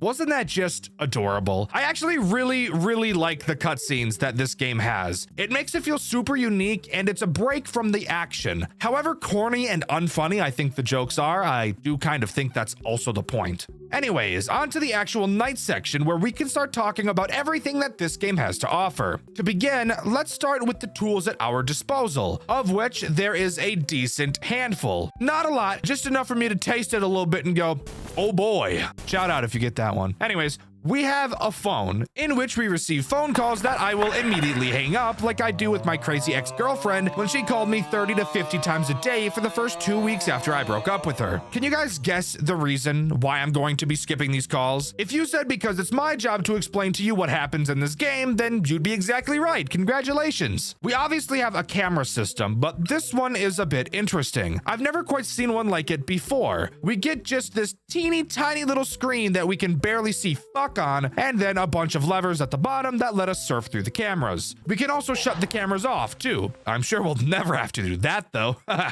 Anyways, we also have 2 doors, except only one of them matters because it's the only one that can actually be closed. The other one is just kind of there. Side tangent, why do most FNAF games have 2 doors to the office? Like, I never understood that. What architect decided, you know what this room needs? 2 entrances. Like, why? Why is that even a thing? Like, for what reasonable purpose could that possibly serve? I don't fucking know. Night 1 introduces, you guessed it, Bonnie. And as per usual, he's our favorite early game boring dick-ass character. And that's just how we like him, isn't it, everybody? Bonnie is as simple as you could imagine because he behaves quite literally the exact same as every other Bonnie to ever exist in the history of fuck. He will wander through the cameras until he reaches your left door. Thankfully, this game was kind enough to use sound cues so I don't have to rip my pubes out. When you see Bonnie at your door, all you have to do is hold the door closed since this door is a manual and not an automatic, which reminds me of those entitled fucks who think they're better than everybody just because they drive a stick shift. Hate to break it to you, dickhead. Nobody gives a fuck about your stupid ass car. You can go put that shifter right in your gooch. Of course, just hold the door closed for as long as Bonnie is there and he'll eventually leave and you can open it again. However, as I'm sure you could have already imagined, since Bonnie is the only threat during this entire night, all you need to do is hold it shut the entire night and you can win while basically doing absolutely nothing at all. Congrats! And guys, I know it's been a while since we've heard something like this on this channel, but this game actually has a post-night minigame. Yeah, I know. Isn't it beautiful? I feel like it's been so long since I've had some shit to complain about. Don't look at the last 3 videos. Those aren't real. In this game, we play Whack a Bonnie, which is just the best thing I've ever seen. The only thing that could possibly make it better is if it was either Toy Bonnie or my evil arch nemesis, Sheriff Slitherdick. You're obviously timed during this minigame, and your goal is to get 35 points. If you can successfully do this, then you'll skip the first 2 hours of the next night. I see we're taking a page out of the FNAF 4 playbook in this game, and I appreciate it. I really do. Too bad I'm dog shit at Whack-A-Mole and much better at a much more enjoyable game, Whack My Willy. Holy fuck, I'm gonna kill myself. How'd it go, Jeremy? Yeah. I didn't get him. Why? What happened? Well, I kind of sort of forgot what I was doing. Kind of hard to remember things with, you know. Well, all you gotta do is reach into the office and grab him. Great idea. We might need some backup. How about Gabe? He pilots the bear suit pretty darn well. Well, what do you say, Gabe? Well, I wouldn't want to encroach on anyone else's turn. Susie, why don't you give it a try? Oh, sure. I'll go. I'd like to give that meanie a taste of his own medicine. All right, go ahead, Susie. Eee! Let me just take care of something real quick. Attention! All right, buddy. You take Carl, and I'll take Chica. All right, night 2. Are you ready? Well, you better be, because it's time to start talking about it. Night 2 opens with the tip to keep an eye on those doors. And like, no fucking shit, that's one of the core mechanics of the game. Why would I not keep my eyes on it? That's just a stupid, worthless tip. I got a tip this game can suck on. I'm sorry. Night 2 introduces 2 new threats. However, you could technically argue that they're one and the same, except not really, so I don't even know why I just said that. Night 2 introduces Chica and Carl, because in this game, Carl is actually his own character with his own mechanic, which I do think is super cool. Chica is pretty simple, although I do think she actually has one of the most interesting mechanics I've ever seen. And I swear I'm not joking about that. I actually think it's super fucking cool. Chica will wander around the cameras until she eventually attacks your right door, as she tends to do in most games she's present in. She also makes a sound cue, and it's her giant ass, fat, rusty ass clanker feet stomping directly in your ear. When you hear her coming, shortly after, you will actually see her walking through your office, which is just fucking awesome. I can't even lie. I love this. She will always walk from the right side to the left side of your office, and she won't attack you when she's in your office, which I personally find to be really weird, because why doesn't she just kill you? She already made it into your office. Like, dude, you won. Come get me, bro. I lose. What you really have to do is just make sure that your left door isn't closed by the time she gets over to it. You seriously have to let her walk all the way through your office. If she bumps her big, fat, juicy bird ass into your door, only then will she actually kill you. So, if you haven't found the strategy yet because you're blind, deaf, or retarded, just hold the door closed the entire night unless Chica is walking through the office. However, we still have another little poop goblin to talk about. That, of course, being Carl, who is incredibly easy to deal with. Occasionally, he will appear on your desk and start spinning around in circles. All you have to do is click on him and he'll go away. If you somehow manage to die to Carl, you should attempt a backflip off the roof of your house just to see what happens. Carl is simple, literally the most non-threatening character in this entire game. All right, on to the post-night minigame, which is pretty much exactly the same as the first. Once again, we're playing Whack-A-Bonnie and we need 35 points. However, this time around, we actually have a threat that can end the run early. That being, once again, Poop Goblin Carl. Carl will slowly make his way all the way down the arcade cabinet. I guess when he reaches the bottom, he shuts it off or something. I really have no idea, I can't lie. But let's just imagine that's what happens. All you have to do is click him to keep him away. If he reaches the bottom, the minigame ends early and you don't get to skip the first 2 hours of night 3. Speaking of night 3, How'd it go, Susie? Did you get him? Not yet, Miss Cassie. But I got the perfect plan. I walk into the office, and that's it. I'm sure to give him a heart attack eventually. Gabe, you gotta help us out here. Well, I don't know. Please, Gabe? We could really use an extra hand. All right, I'll give it a shot. Thank you, Gabe. Okay, here I go. Gabe, wrong suit. Oops, sorry. Oh boy, I better go help him out. Gabe can be a real nervous Nelly when he's the center of attention. This could actually work.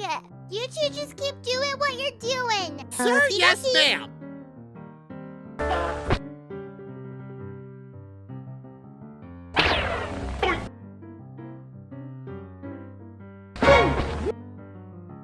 night 3 opens with the tip, hide when he is close.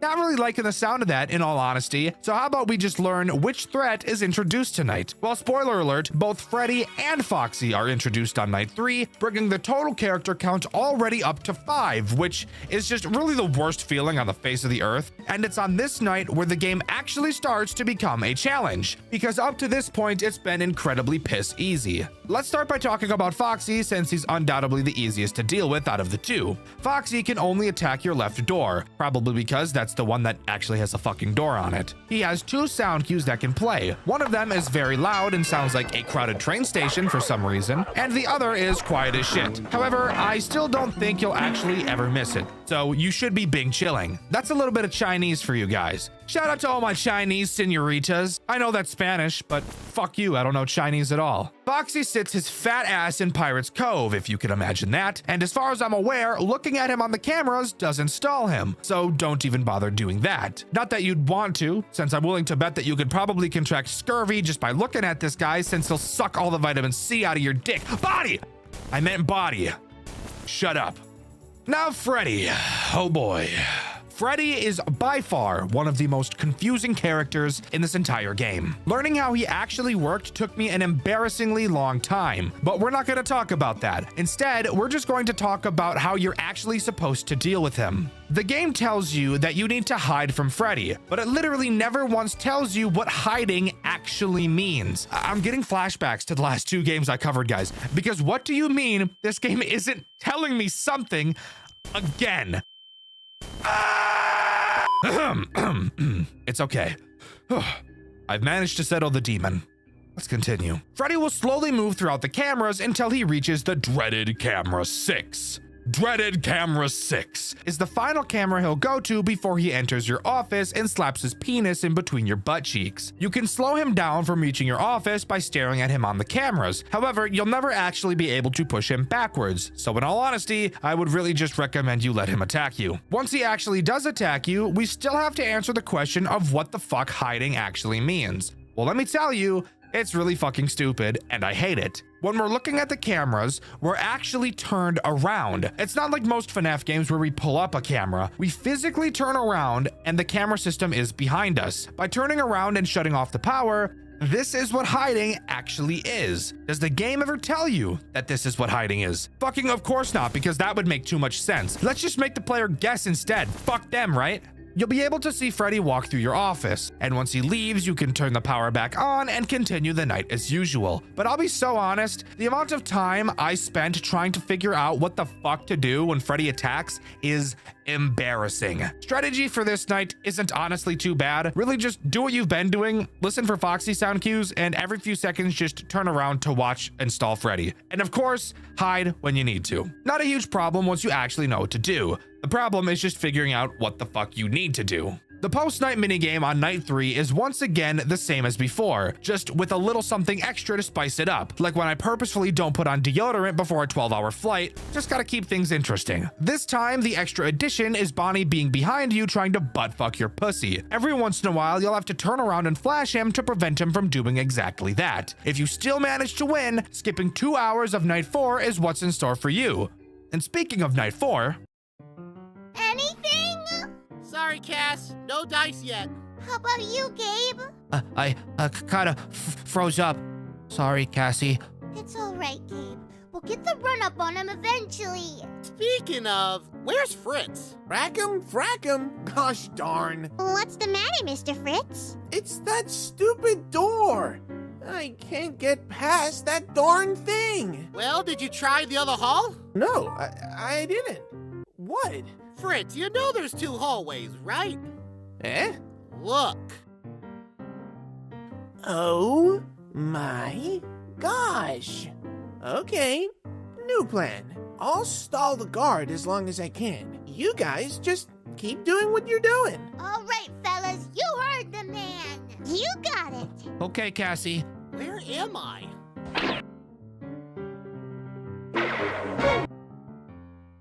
Night 4 gives a tip that Foxy can go to any camera. Why are we being told this when all Foxy does is attack your door? Well, guess what? Night 4 is where this game really starts to become hell on earth and makes me want to jerk off no lotion with sandpaper glued to my hand. So let's just talk about it. This night doesn't introduce a new threat. However, it does rework how Foxy attacks you entirely and makes him by far the most frustrating piece of shit, bullshit, dick-ass character in this entire goddamn game. This is the the night where Foxy becomes an eye slut. And if any of you aren't familiar with the channel, an eye slut is a term I coined to reference a character in a FNAF game whose entire mechanic is just having to stare at them the entire time, and that's literally it. Easily one of the worst dynamics in a FNAF game, and here we are dealing with it. Foxy will slowly peer out of Pirate's Cove like usual, and just like the previous night, staring at him does not stall him like it does for Freddy. Once Foxy leaves the cove, instead of going to your door like he did in night 3, he instead does something so fucking heinously disgusting it makes me want to vomit down a water slide, race it to the bottom, and catch it all in my mouth, only to vomit again. Once Foxy leaves the cove, he will teleport to a random fucking camera with no sound cue whatsoever, and you have to go fucking find him. Are you kidding me? Are you fingering my butthole right now? What is wrong with your game?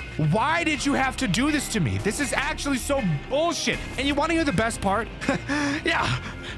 Well, once you find him and stare at him until he goes away, he'll teleport to another random fucking camera again. And once you find him there, he fucking does it again! No, I'm not kidding! And the most fucked up part, after you find him for the third goddamn cock-sucking time, there is a chance that you'll have to go find him for a fourth time! Holy fucking shit! I'm gonna put a balloon in my urethra and blow it up until it pops! You've gotta be fucking me in my ass! This is so fucking retarded. And you're telling me he makes no sound cues either? This is actually the most heinous, disgusting, degradable dog shit I've ever seen in my entire life. You thought Mario from Late Shift at Nintendo World was bad? Holy shit! You are not even close to ready for this piece of fuck shit. And I'm not even done yet with how bullshit this mechanic really is. Foxy can teleport to the same camera multiple times in one cycle, which means, oh, you find him on camera 3, then he's in camera 6.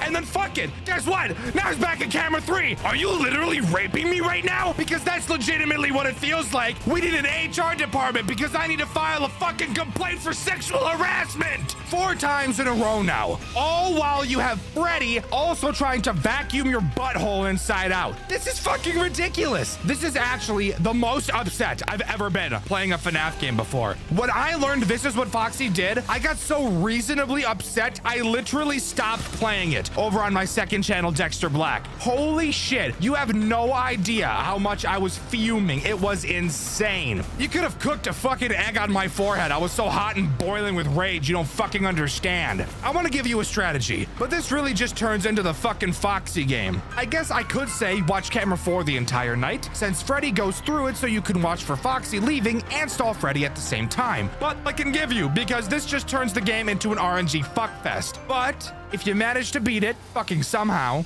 then we can move on to the post-night minigame. The post-night minigame on night 4 is identical to night 3, no additional mechanics. However, you will notice that Bonnie has taken 16 Adderall and some heroin because he's become the fastest motherfucker on Earth. It's not hard to deal with, just a little bit shocking. Just check behind you once every 2 seconds or so, which is insane to say by the way, and you should be completely fine and able to skip the first 2 hours of my fucking nightmare, night 5.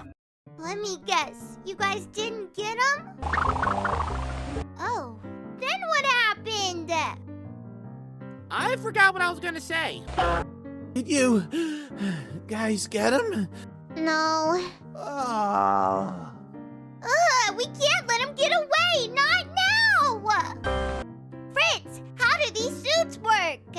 If your body's stuffed into a certain suit, you can control it. And Jeremy, where did you find me when I woke up? In parts and service. Why? 'Cause I've got a plan. Susie, you check for any spare costumes in the back.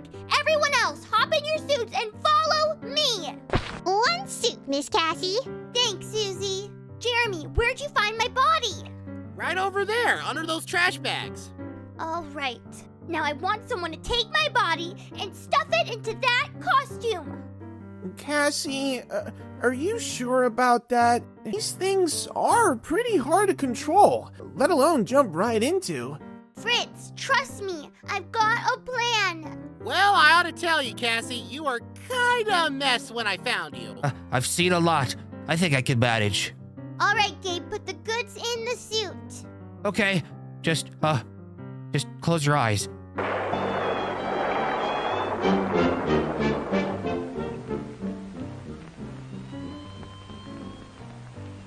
Okay, you could look now. I want you guys to try taking that jerk out one more time. If you can't get him by sunrise, then it's my turn.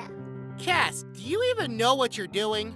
Don't worry, Jeremy, I'll figure it out. Besides, I've seen enough monster pictures to know how to scare someone. Now's your chance, guys. Go get him. This is for them.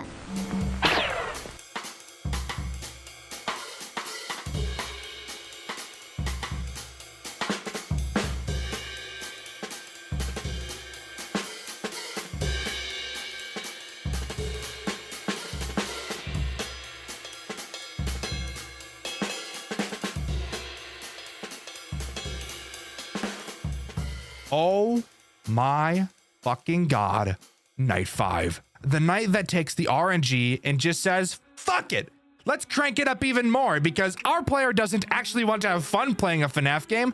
No, they obviously want the hardest piece of media of all time and for their neck to get bent 85 degrees like Chris Chan's penis. Night 5 seriously takes the difficulty of these characters and cranks it up so astronomically high, you will honestly think it's a different game you're playing. This game is so insane, I can't even describe it to you. These characters attack you so goddamn fast, you quite literally have no breathing room throughout the entirety of the night. But the worst part, truly the part that will make you pour hours of attempts into this night, is once again fucking Foxy, because for some reason they decided to change up his attack again. For some reason, God only knows what, once you hit 5 a.m. during night 5, Foxy will decide to use both of his attacks. Why? Because fuck you and your father in the face. That's why. If you happen to get attacked by both Bonnie and Foxy at the same time, you quite literally cannot do anything to prevent a loss. You just lose. And losing at 5 a.m. when you've had a night so fucking blood boiling, stressful, and chaotic is one of the worst feelings on the planet we call home. This night is actually just RNG. I've gotten so many comments telling me that it isn't, but nobody can actually explain to me why. Fuck all of you. This night is complete RNG. There's a lot of skill involved, don't get me wrong, but Foxy's main mechanic and his dick-ass synergy with Bonnie at 5 a.m. is quite literally just RNG and nothing else. No amount of skill can make you win when they decide to attack you at the same time. It is not possible. You do not have enough time to deal with Foxy before Bonnie skull fucks you, and you do not have enough time to get rid of Bonnie before Foxy uses you as a toy. It is just not possible, and this night is fucking bullshit. I don't even want to keep talking about it. The strategy is the same as night 4. Stare at camera 4 to stall Freddy and watch Foxy, and just hope to fucking God that once 5 a.m. hits, that Bonnie doesn't decide that now is just the perfect time to attack. And with that, there's no post-night minigame because we just move right into hell incarnate, night 6.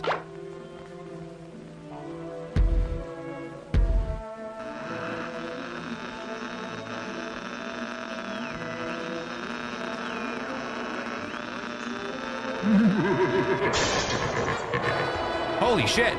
That was really cool. I'm not even gonna lie. But here we are, night 6, this game's boss fight night. And I'll be completely honest, out of all of the boss fight nights I've played, which trust me, doing this for a living is a lot, this is by far the most difficult boss fight night I have ever played in my entire life. There is only one threat on this night, that being Cassie herself as Yellin' Bear. I'm just gonna call her Cassie though, since that takes a lot less time to write, and I get the feeling I'm gonna be writing it a lot. Cassie has 6 possible fucking attacks that she can do. I'm not fucking with you. 6 attacks in one character.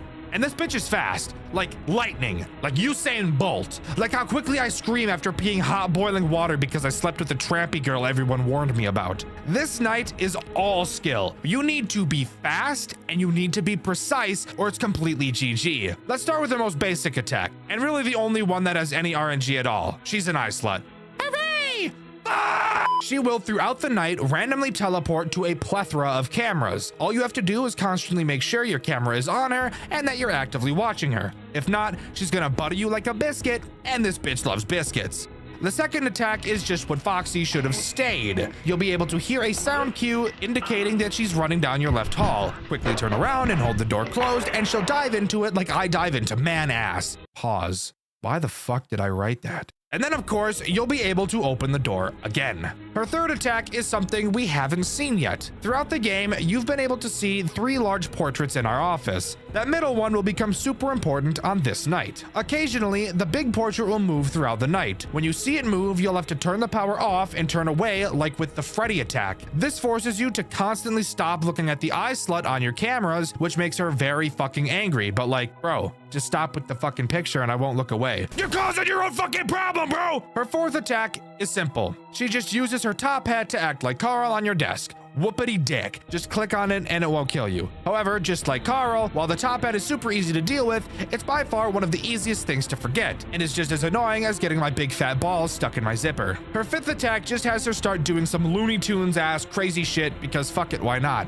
On the sides of your screen, she'll somehow spawn the fucking jaws of life and they'll start closing in on you. As if there wasn't enough during this night to stop you from playing the game, these jaws add to just that heaping pile of fuck, forcing you to move your mouse to either side of the screen and click and hold to stop them from eating you. There is seriously so much in this night that takes away from the main goal of watching her on the cameras. It's insane. And her final attack doesn't make her much better whatsoever. Who would have thought? The final attack is literally just fucking annoying with no other purpose. Cassie can randomly switch which camera you're looking at to whichever one she wants to force you to stop looking at her. Meaning that if you don't catch her doing this while you're worried about the fucking hat, the fucking door, the fucking portrait, or the fucking jaws, she will sneak into your rectum and wreak havoc. This night is incredibly difficult.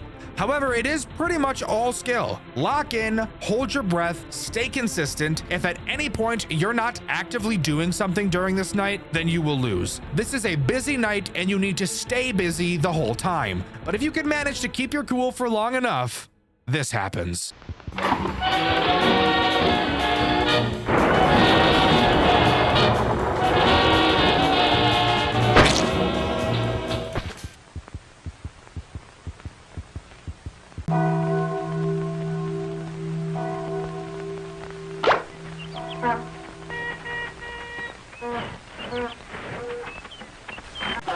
What?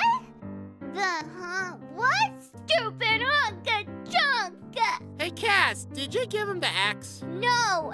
And now we'll never, ever get our chance! Now all we got left of him is his dumb name card! That wasn't his name. What? I can't remember it, but his name definitely wasn't Charlie. Wait, it's coming back to me! Vance? No! Victor? Huh, it's on the back of my mind! You're telling me. Look! So, we almost killed a completely innocent man! But we didn't! No harm, no foul. Yeah, I guess that's true. Plus, I got some spiffy new duds. Okay, now let's get out of here. I'm sick of looking at this stupid office.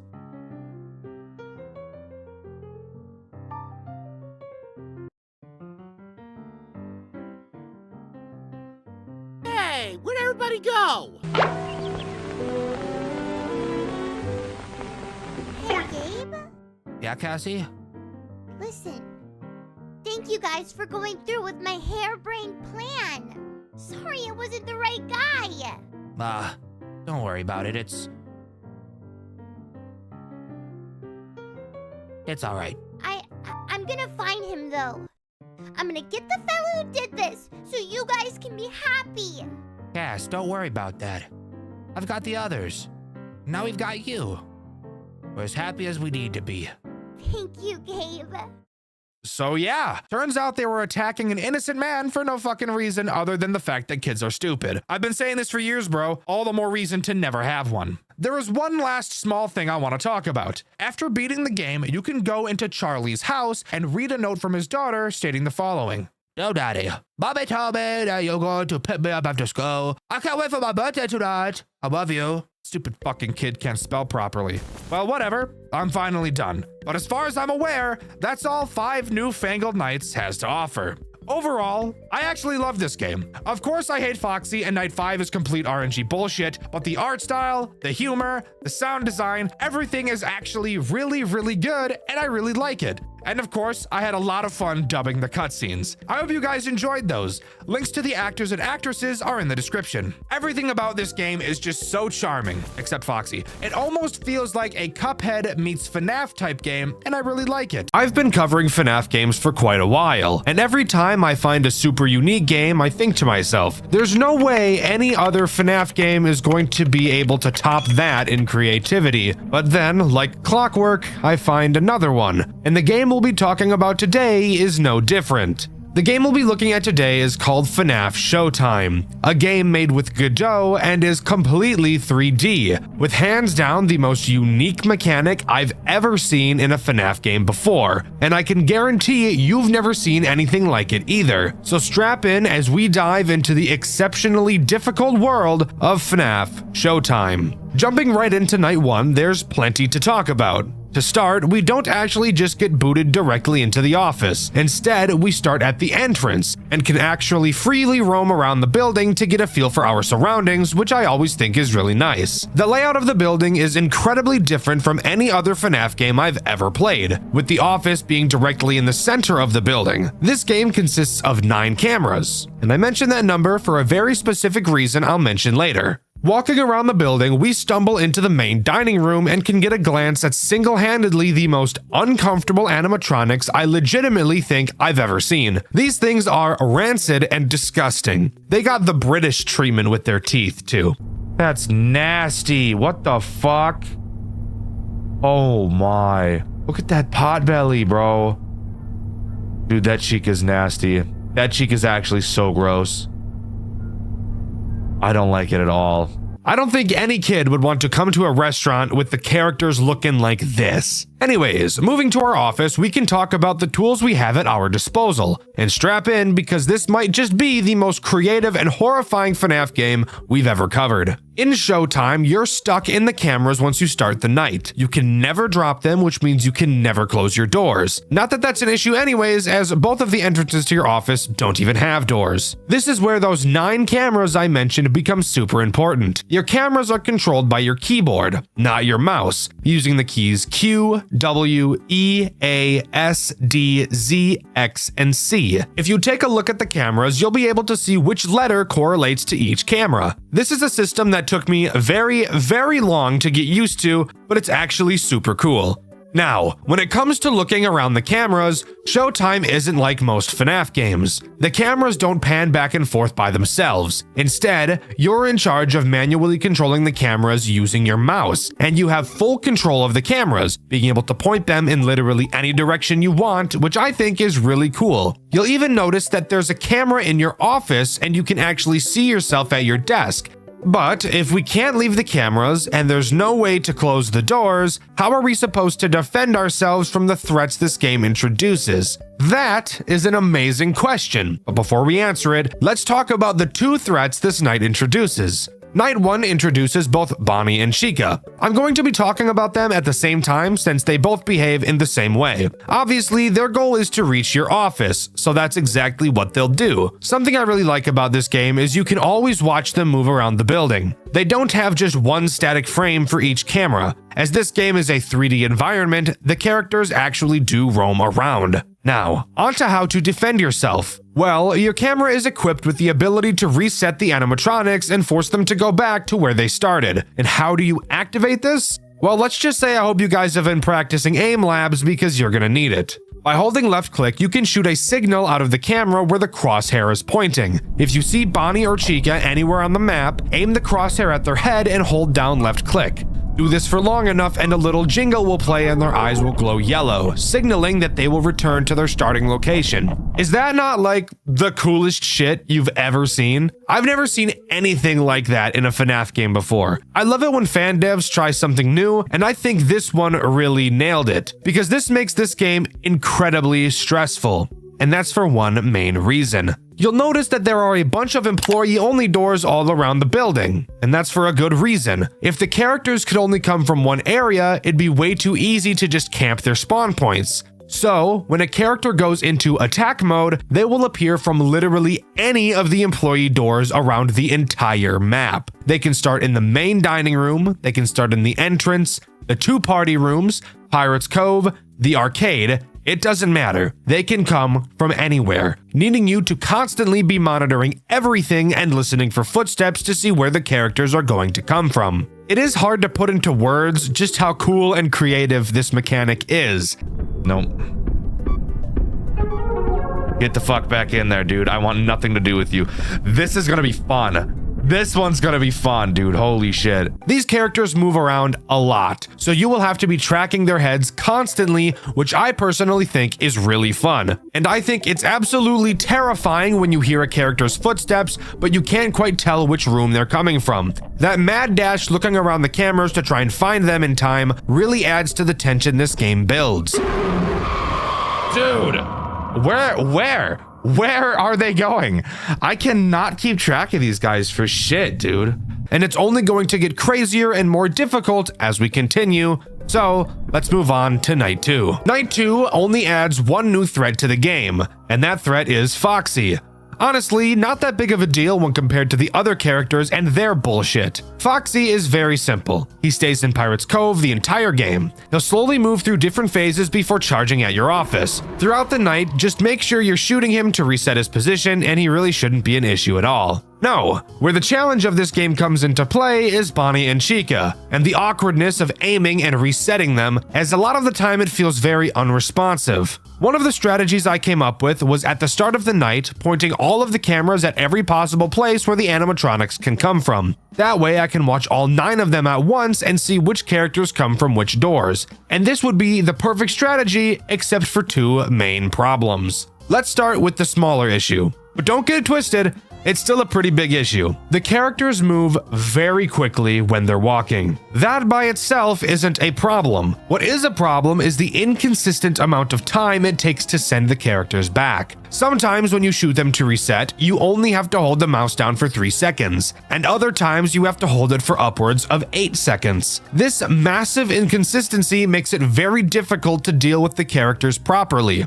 But now onto the much bigger issue, which I admit is partially a skill issue on my end, but it also shows one of the game's flaws. An animatronic can be in a room. No shit. However, if you're looking at a character in a room from a camera that is not in the same room, you will not be able to reset them, even if you can clearly see them and have your crosshair directly on them. I think this is a problem. As mentioned earlier, it can take several seconds to send these characters back. And they're very fast, so they will be switching cameras frequently. And you'll have to match what cameras they're going to constantly, since you can't reset them from the room that the camera isn't in, even if you see them. The part where this is a skill issue is, I haven't been able to learn the map perfectly, to know off the top of my head how all of the rooms are attached. When you control the direction of each camera, and there's 9 of them, it will very, very quickly become incredibly disorienting to even figure out which area of the building you're in, let alone track 2 characters that are constantly walking around all the time. Again, this specific part is a skill issue for sure, but I do think my previous point is an actual problem.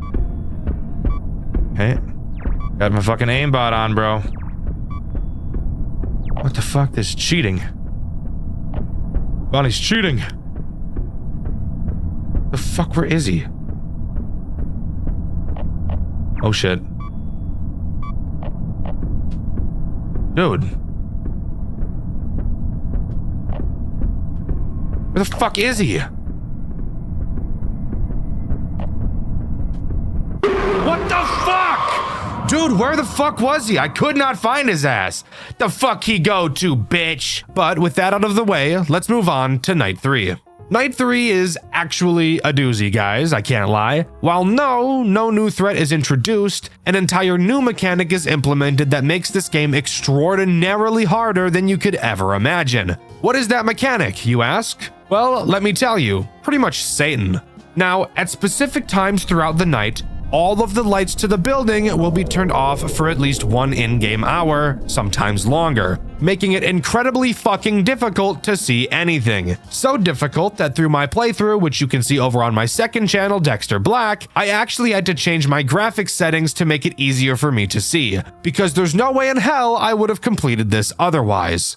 However, there is something I want to praise this game for when it comes to introducing this mechanic, as thankfully it didn't just drop it directly on your forehead like I do with babies. Instead, it makes the early half of the night incredibly easy. While the phone guy is talking to you and the lights are on, only Foxy and Chica will be active, making it very easy for the first 2 in-game hours. Once 2 a.m. strikes, the power goes out for the first time, and it will come back on at 3 a.m. During this time, still only Foxy and Chica are active, and Chica will really only attack 1, maybe 2 times at most. Only after the lights come back on at 3 a.m. will Bonnie become active and start attacking. Once again at 4 a.m. the power will turn back off, wherein it will never turn back on for the remaining 2 hours of the night. So you get time to get a feel for the lights being off by only having to deal with Chica, who moves far slower than Bonnie does, and then they ease you into dealing with both of them at the same time. I think this is such a good way of introducing such a debilitating mechanic. It doesn't feel like this game is just prying open my asshole and filling it with its saliva. It's properly teaching the mechanic without directly making you feel like it's teaching you. This is a perfect execution of a mechanic like this, and as much as I hate the lights going out, this game made me hate it probably as little as I possibly could hate it, which I think is pretty cool. But with that new AIDS out of the way, let's move on to night 4. Night 4 is an interesting night, and another night that really shows off how wonderful this game is at introducing mechanics to you. With me just talking about how well the light function was introduced, this night has a brand new character so heinous, yet the developer was able to introduce them in a nice way, or at least as nice as possible considering how much this guy sucks. Night 4 introduces Freddy, the big kahuna himself. The role he plays is both very simple and the most terrifying at the exact same time. His goal is, of course, to get into your office. However, the way he does so is what makes him so scary.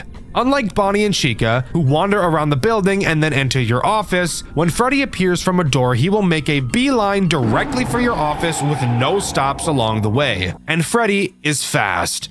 Very, very fast. Freddy's music will start playing during the times he can attack. During the music, you'll hear him laugh. When he does laugh, that's how you'll know when he's about to open a door. So you'd better drop everything you're doing to focus on him, because once he exits one of the doors, you have approximately 6 seconds to deal with him before he starts digging in your butt.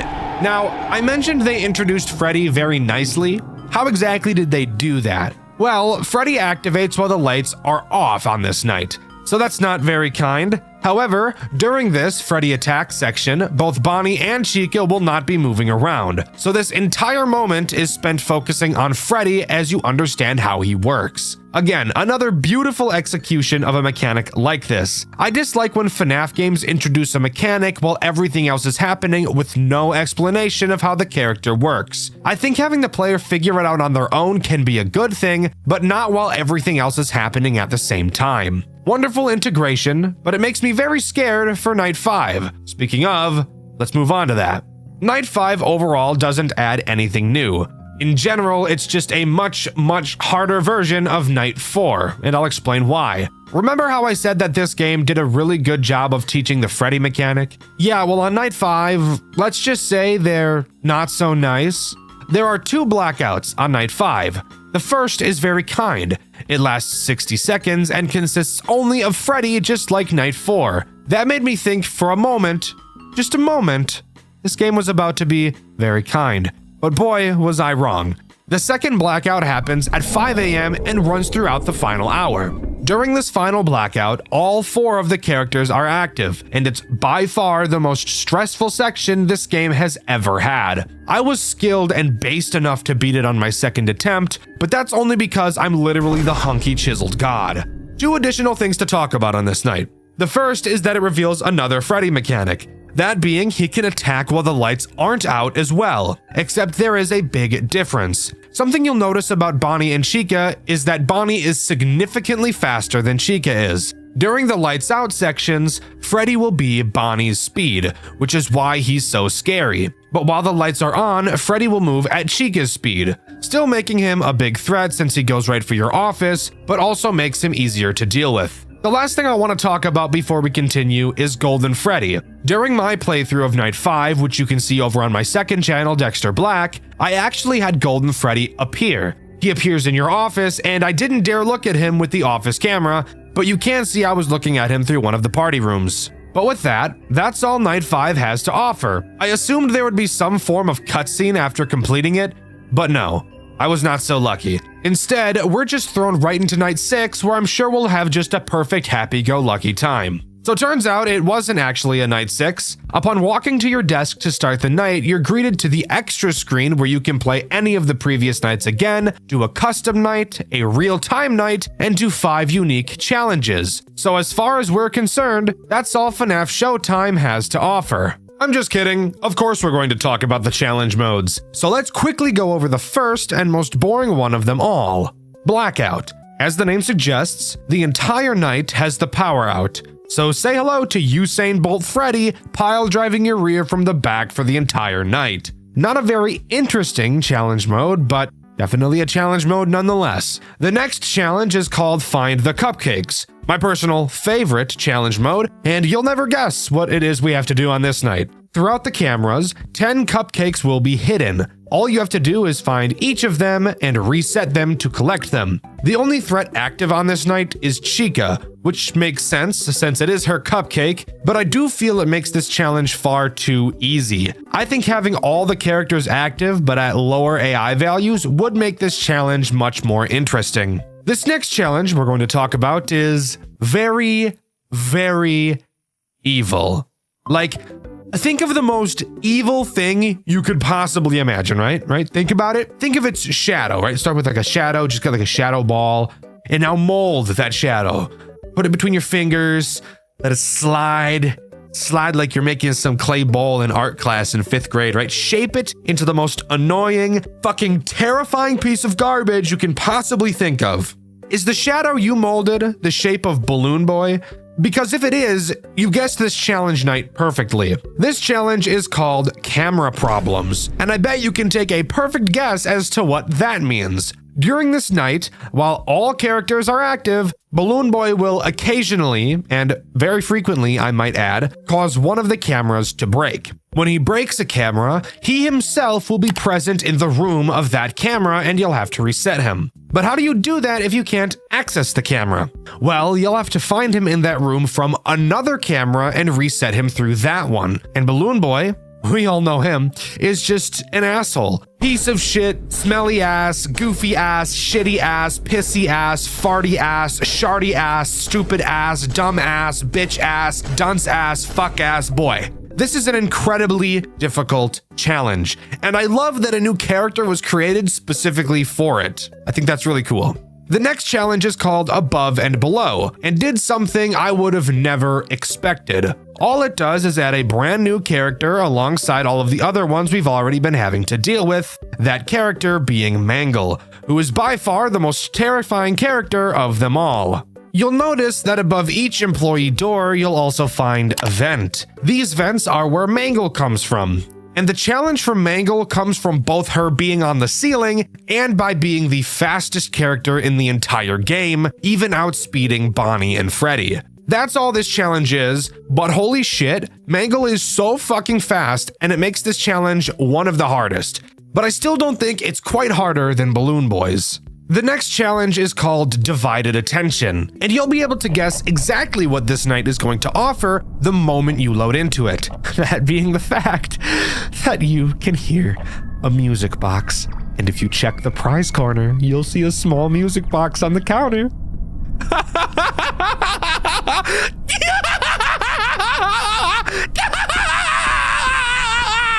That's right! This challenge just adds another fucking Foxy to constantly look after. Isn't that just fucking amazing? Yeah, needless to say, I'd like to move on as fast as possible. But with that, that's all of the challenges that FNAF Showtime has to offer.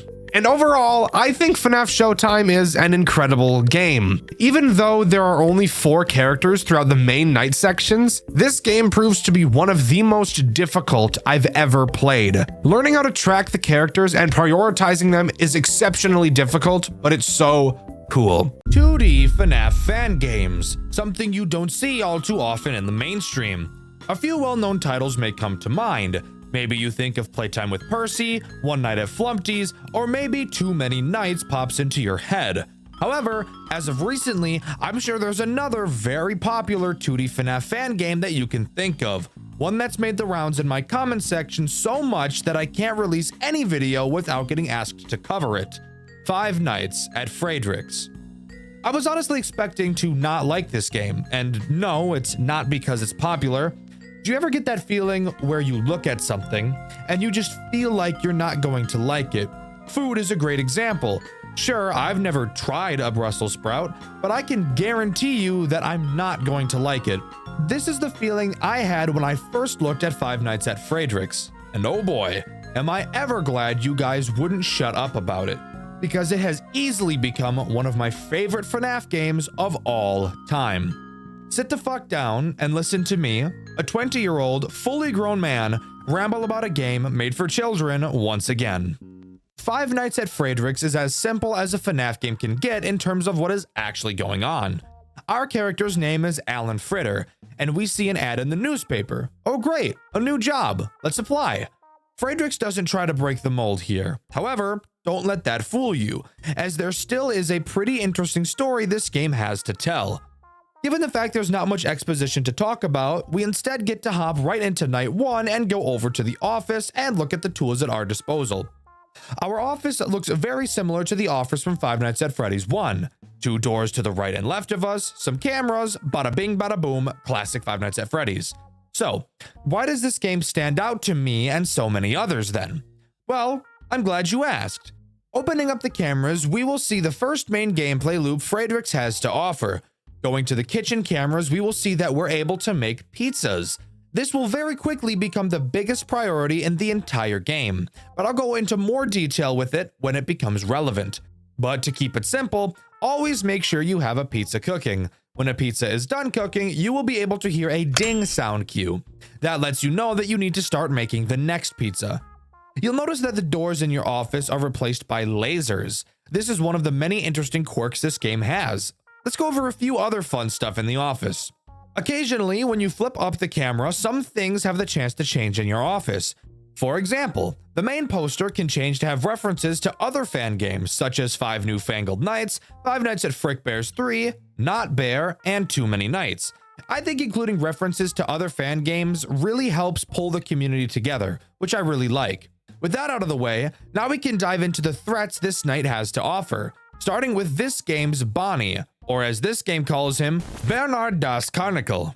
Yes, by the way, each of these characters in this game have been given a German name. If you'd like to know the reason why, tough shit, because even the dev doesn't know why he chose to do this. Bernard acts somewhat similarly to Bonnie, being the character that attacks your doors, except this time around he can attack both instead of just one. A big step up from what he usually does. Frederick's has no lights on the doors, so you'll have to look out for Bernard's fingers to be able to tell that he's there. If he is, use the lasers to shock him and he'll run away. If you don't do so fast enough, he'll step into your office and kinda just stand there, blocking the laser button and just kinda stare at you with his dopey ass face. This is also a good portion of the video to bring up how the power usage in this game works. It's obviously the same as any other game in concept. The more things you're using that waste power, the higher the usage will be, and the higher the usage meter is, the faster your power drains. You'll notice a difference in this game than in a game like Five Nights at Freddy's 1, where in FNAF 1, the moment you stop using something, the usage will instantly decrease, whereas in Frederick's, the power will decrease exponentially. However, this may also just be a visual thing, so maybe I'm just talking stupid right now. This night also introduces Chica, or as this game calls her, Clara das Kuchen. Clara is the reason why cooking the pizzas is so important. Clara will enter the kitchen. If a pizza is not cooking, she'll take charge and start cooking one herself.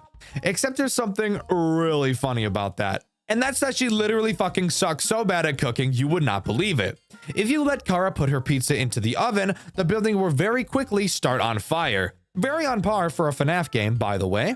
When the building is on fire, a brand new mechanic is introduced, the sprinkler system. If your building temperature reaches 120 degrees, none of the electronics in the building will work. That means no cameras and no lasers. This, of course, will result in a death, so you have to use the sprinklers to stop the fire. I honestly think that the sprinkler mechanic is the coolest addition in this entire game. Once you use the sprinklers, the monitor in your office will display how wet the building is. The higher the percentage, the longer it will take for things to activate when used. For example, once you use the sprinklers, it will shoot up to 100%. If you were to then do anything, from trying to start another pizza to using the lasers, you would have to wait around 2 seconds before they would actually activate after pushing them. This doesn't make the game impossible, and this percentage will slowly decrease back down to 0, but this is actually so fucking cool. It's something I don't think I've ever seen before. If you fail a mechanic in the game, instead of just losing, you're given the opportunity to correct yourself. However, it does come at the cost of needing you to react even faster until the wetness goes all the way back down. Yes, it does make the night stressful, but I think it's super cool and once again is my favorite mechanic in the entire game. Let me know what you guys think about it in the comments below. There are actually no post-night minigames in Fredrix, which honestly feels weird to say since I usually spend a pretty decent amount of time in each video talking about them. But since there aren't any, I'm safe to move on to Night 2. God, this game just makes my days so much better. Night 2 introduces 2 new threats. Let's talk about the character you'll recognize more first. Foxy, or as this game calls him, Felix Dare whatever the fuck, I'm not gonna try to say that. Surprisingly, Felix wasn't given a Foxy-like mechanic. Instead, he almost does the opposite. Kind of. Where in FNAF 1, the more you watch Foxy, the less he moves. Felix is the opposite. The more you watch him, the more he moves. And in much the same way as Foxy. And by that, I mean you don't really have to be looking at him, but rather just have the cameras up. You see, Felix might just be a little bit of an autistic fellow. He really likes this spinning casino wheel. So much so that he will get very upset when it's not spinning.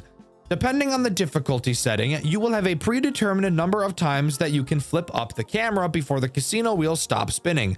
And when it does stop spinning, Felix will haul ass to your office to politely ask you to spin it for him again. He's checking up. He's like, please, turn the wheel back on. I like it when the wheel is on. When he's in your office, he'll block the laser button, preventing you from keeping Bonnie or another character we'll mention later out. To spin the wheel, all you have to do is go back over to the camera and push the spin wheel button, where he will then sprint back out of your office to continue watching it spin.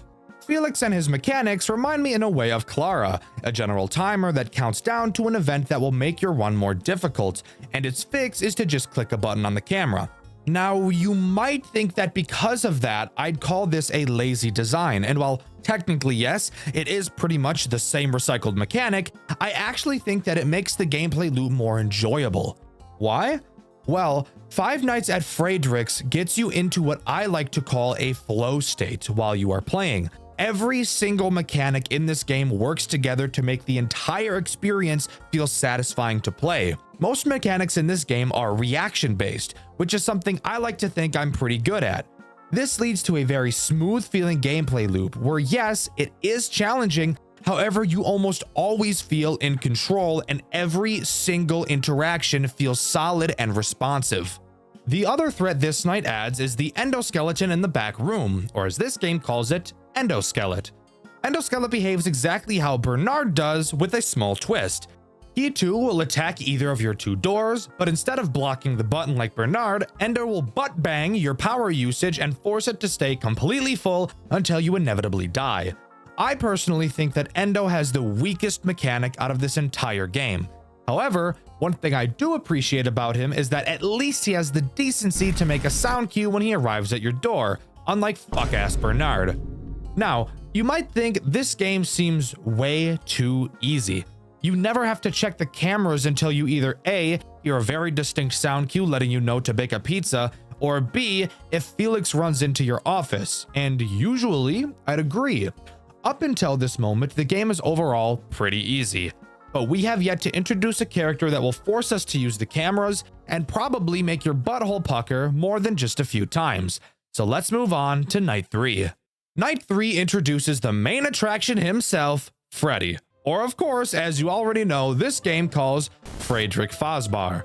Frederick is bolted to the stage. So that may lead you to ask the question, how is he even a fucking threat if he can't leave the stage? Well, you see, there's actually a pretty interesting plot twist here, and that's that the game fucking lied. Frederick is bolted to the stage, however, that doesn't prevent him from moving at all. He'll jump up to the vent on the ceiling and start pulling his way through towards your office. You'll be able to see him go through 3 distinct phases on the cameras. Once he reaches stage 3, you must use the lasers to shock him, which will then cause him to go back to the stage where he will promptly try again. What this mechanic does so well for the game is force you to look at the cameras, giving Friedrich synergy with Felix. Now, I have to be transparent here. There is a sound cue that plays whenever Friedrich enters a new phase in the camera. However, it's pretty damn quiet, and with how frequently characters will be screaming from being shocked, music playing loud as fuck in your ear, as well as a multitude of other things, it will probably be very common for you to just not hear these sound cues because of how faint they naturally are. Now, of course, if you have God hearing, then checking the cameras is literally only necessary when a pizza needs to be baked, Felix needs the wheel spun, or Friedrich needs a good shock. But I honestly feel like this mechanic really ties the whole gameplay loop together. So, what could the game possibly do to spice the gameplay up from here? Oh, for fuck's sake, the power went out. Oh, fuck you! Fuck you! Hold on. What the fuck? More specifically, just the lights. Yeah, that's right. The gimmick of Night 4 is that the only way you can see is through a flashlight that follows your mouse. The cameras will be dark as well, making it harder to see some of the characters. Let's just take a moment to talk about how fucking genius this mechanic is. The only other FNAF game that I can think of that does this is Showman's, and it was brilliant there as well. Without literally changing anything about the game, you've just made it much more challenging. Especially when it comes to Bernard. Oh my god, Bernard. Bernard is the sole reason this night is even remotely difficult. If you remember from earlier, Bernard doesn't make a sound cue when he's at your door. He's also one of the characters that doesn't have glowing eyes. So this brings up the question, how are you supposed to be able to tell he's at the door if you can't see him? I want you to take a good long look at this image right here. Do you see it? Yeah, that's Bernard's hand. That's all you get to be able to tell if he's there. Obviously, looking at it now, it seems so clear. How could you even miss that? But let me tell you, when you're in a game, focusing on managing all the characters at once, this little detail could very easily end a lot of your runs. And that was totally the intention. And I think that's really cool. Again, making the game harder without drastically changing anything. It's awesome. But if you manage to complete Night 4, an unknown figure will appear in front of you and roar, flinging you to the back of the office where you'll fall into a springlock suit and fucking die. What the fuck? Yeah, I'm not kidding. That's what happens. And this leads perfectly into Night 5. Night 5 has you awaken, finding out you're not dead inside the suit. Getting back up, you notice the figure that caused your death was Golden Friedrich, the final boss of this game. Using your new powers from the suit, you fucking punch him in the face and he runs away like a bitch. Get ready, guys. Let's talk about the most frustrating character Five Nights at Friedrich's has to offer, Golden Friedrich. Night 5 is easily my favorite night in the entire game. This is the night that really shows off the flow state you can get into while playing this game, and I'll explain why as we go. To start, let's go over how Golden Friedrich works. Golden Friedrich has 4 means of attacking you. The first attack has him go to either of your doors like Bernard. A noticeable sound cue will play, that being him laughing, which by the way you should get used to because he's going to be doing that a lot throughout this night. Deal with him by using the lasers how you'd expect. The next mechanic has him dive into the vent like Friedrich. Deal with him the same way you would Friedrich, just by using the laser. Now we can talk about the other 2 attack methods that aren't seen anywhere else in the game. The first has him appear in your office. When he does, simply fucking punch him in the face. As you can tell by the look on his face after doing so, he is so incredibly shocked that you would even have the balls to attempt something like that. So insane, so he will quickly leave. The final attack, the most soul-sucking, fuck-ass, bitch-ass mechanic. I want you guys to take a guess what he could possibly do. That's right! My least favorite fucking FNAF mechanic ever designed! Teleporting to a random camera and having to search for which one he fucking went to and stare at him until he goes away. Friedrichs, you were doing so well. Why'd you have to do this to me? Why'd you have to bend me over and just fuck me right up the ass? Why?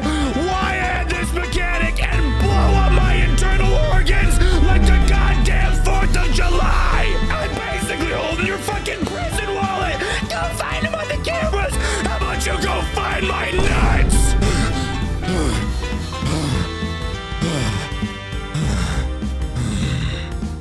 But hey, at least the rest of the night is pretty cool.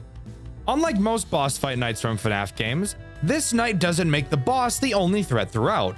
However, this night will slowly reintroduce the characters you've been going up against as the night progresses every hour. 1 a.m., Bernard and Endoskelet reappear. Night 2, Chica and Felix reappear.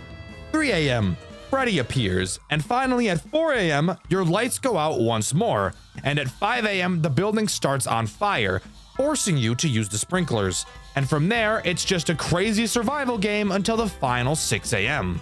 This night is honestly some of the most fun I've had with a FNAF game. Slowly reintroducing each mechanic throughout the night just made the whole experience slowly feel like it was getting harder and harder, which, to be fair, it was. 100% go try this game out. You will not regret it. Oh yeah, I forgot to mention that throughout this night, you've been able to see this memory wipe meter slowly fill up. Well, at the end of the night, it completes, and the character we've been playing as so far seemingly finally dies. Golden Frederick laughs at the corpse, and that's when we're shot back to the menu to see that there is a night 6. But if we're dead, how is that even going to work? Ladies and gentlemen, let me introduce you to the second main character of this game, Ella Vanilla. Ella is who we play as on night 6. She discovers a job flyer in the local newspaper and decides that it'd be a great idea to become the new night guard at Frederick's. Entering the office for the final night, we're greeted to, oh my fucking god, there's Alan right there. That's right. On top of everything we've seen so far, our previous protagonist becomes an antagonist on this night, and he's pretty damn aggressive as well. Now being called Fritterfalle, he acts as an additional threat to make night 6 a pain in the dick. His mechanic is simple, basically being a music box, something I wasn't super thrilled about when I first saw it, but overall ends up not really feeling like one, even though that's literally all it is. Throughout this night, Fritterfalle will attempt to get up and murk your ass. In order to sedate him, all you have to do is hold his nose. According to the lore, the owners of this restaurant actually tell the technicians to do this to Fritter because they know how much of a threat he is. Yet for some reason, they refuse to throw his ass out. But with that, that's all the main game of Five Nights at Frederick's has to offer. Let's fucking go! Woo! Woo! 217. Ella Vanilla. Fuck yeah, we got SpongeBob over there. Is that Gustavo Fring up here? But, as I'm sure you can tell by looking at the timeline of this video, I still have more I want to talk about. That being the story, and my favorite thing about any game ever, post-game. Let's start with the story. You may think that this game doesn't really have anything else besides what we've already covered with Alan and Ella, but there actually is a little bit more to dissect. I want to first thank commenters such as Lex Gauntly and Redman. If it weren't for comments like these on my Tales of the Bunnyman video, I probably wouldn't feel as confident talking about the story, as it is something I don't like doing because I don't feel like I can do it as much justice as it deserves. I also really want to thank City, the owner of the FNAF Game Wiki, for reaching out to me on Discord to tell me about certain things and clarify any questions I have when researching these videos. Let's start by getting something out of the way. Frederick's Pizza is not a chain restaurant like Freddy Fazbear's, instead just being a standalone restaurant. The animatronics used to be kept in a location known only as F-NJ02. What the hell does that mean? I have no fucking idea. But at some point, these characters were transferred to another location known as F-PA09, which is the restaurant we see in the game. Throughout the game, you learn how to deal with the threats through the pages of the service manual on your desk. Turning over these pages will slowly tell a very disturbing story. They reveal that each animatronic were noted to have unknown human remains making up a majority of their body. Frederick has human teeth and eyes, Clara has human arms, Bernard is literally just an amalgamation of human mush, Felix has human eyes, and Endo has human veins and teeth. On Flinguary, yes, by the way, the months are named differently in this game, 29th, 2009, Alan Fritter takes the job at Frederick's after standing outside the building and slapping the window until he was hired. The reason he wanted the job? I have no fucking idea, and it's not clear in the game either, so just accept it. However, it is clear that the animatronics remember him from past events and are intent on killing him.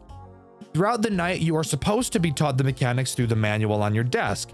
However, the pages of said manual have been ripped out, crumpled, and scribbled on by presumably previous employees. These scribbles are mocking the animatronics, which I get the funny feeling pisses them off a little bit, and it's confirmed that the characters enjoy killing the guards at the establishment. It's confirmed that Clara made her first successful pizza using Alan's body parts. Bernard used his arms as a back scratcher. Frederick used his fucking veins as dental floss, which is insane, and Endoskelet used his remains as a suit. As far as I could tell, Felix is the only one who didn't do something fucked with the corpse. Obviously, at the end of the week, Alan gets that Soulja Boy cranked on him by Golden Frederick and is stuffed inside a spare suit. His memory is wiped, and instead of disposing of the corpse in their restaurant, the owners instead instructed the technicians to use him for testing. Okay, maybe I'm too level-headed, but this seems like a very stupid idea that would get OSHA on your ass in about 4 seconds flat. Of course, Ella Vanilla later takes his position and we play as her in Night 6. It's clear that Alan still somewhat has a presence inside of the suit.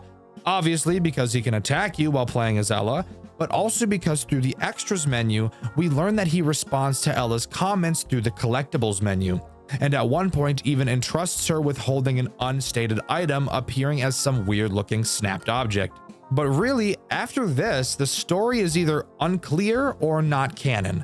So as far as I'm aware, that's everything, and Five Nights at Frederick's truly comes to a close. Being overwhelmed, not necessarily something as we people look for in life. There are a lot of things people like to do that don't really make sense to me. Some people like to go cliff jumping or skydiving, something to give them an adrenaline rush, and while I myself would never do it, I can at least understand how that could be appealing. You want to know something nobody ever wants though? To be overwhelmed. This is the reason why a lot of max mode challenges can turn a lot of people off, and the same reason why I have no interest in trying out Hopeless Pursuit. For the love of God, please stop emailing me about Hopeless Pursuit. I'm not doing it. However, recently I found a FNAF game that is one of the most unique FNAF experiences I've ever played, except there was something very interesting about it. It has to be one of the most overwhelming Five Nights at Freddy's games I've ever played. This is probably going to be a long one, so sit back, relax, and let's talk about Next Week at Freddy's. Next Week at Freddy's takes FNAF 1 and completely reworks everything about it, adding several brand new mechanics to make your heart sink into your ass. And nothing explains this feeling better than when you load into the office and turn around for the first time. Oh, whoa. Whoa, oh. Oh. Oh. Oh. Fuck. This is the control panel, your main mode of defense throughout this game. If this looks like a lot, that's because it is. Here's a fun fact. I actually went to play this game around 4 months ago, but after seeing this monstrosity behind me, I actually ended my recording and chose a different game to play because of how ridiculous it looked. This control panel is intimidating. There are so many switches, levers, and panels on this thing. I wouldn't blame you if you decided just from glancing at this that this game wasn't for you. To really understand just how much shit goes on in this game and how much you'll have to learn, this game actually gives you a tutorial night where you can mess around with everything in the building for as long as you want, because just throwing you into the game would 100% be too overwhelming. Next Week at Freddy's doesn't have any phone calls, nobody to help you and to explain to you what to do. Except there kind of is. This is Comcat. Get used to seeing him a lot. His first major role is in the tutorial night, where he will teach you how to use the computers and teach you the mechanics of each important camera in the game, which, by the way, there is a fuck ton of them. So strap in and get ready because it's about to get insane. I'll explain the important mechanics as they become relevant, So let's start with how Comcat works, because yes, of course, he himself acts as a threat. While Comcat himself can't kill you, he can be the most annoying character on the face of the earth when he wants to be. You can click on his icon on your taskbar to make him appear. There are a few phrases he will say when you do this, and occasionally a phrase will prompt you to respond to it. While you're talking with Comcat, you won't be able to interact with anything else on the computer. This includes your cameras, but to be honest, everything else on the computer isn't useful from a gameplay standpoint. If you don't periodically check on Comcat this way, he will take speaking with you into his own hands and appear on the screen whenever he wants. He's pretty much just Bonzi Buddy, except he doesn't steal your private data. When Comcat chooses to appear on his own, the conversation you'll have with him will be much longer than if you initiated the conversation yourself. And since you can't control anything until Comcat leaves, it's in your best interest to occasionally check up on him. 2 characters become active on night 1, Bonnie and Chica. But before we talk about their mechanics, I want to take a moment to really appreciate how amazing this game looks. Every little detail looks incredible, especially the animatronics. If you look very closely, you'll be able to see the fuzz from the fabric on the robots. It's honestly some of the coolest stuff I've ever seen. So much attention to detail, it's incredible. But now we can talk about how Bonnie and Chica work. And trust me, these guys do way more than what they do in the official games. Like, take every mechanic that each of them does from every official game and merge them together, and I bet you that they will still do more in this game.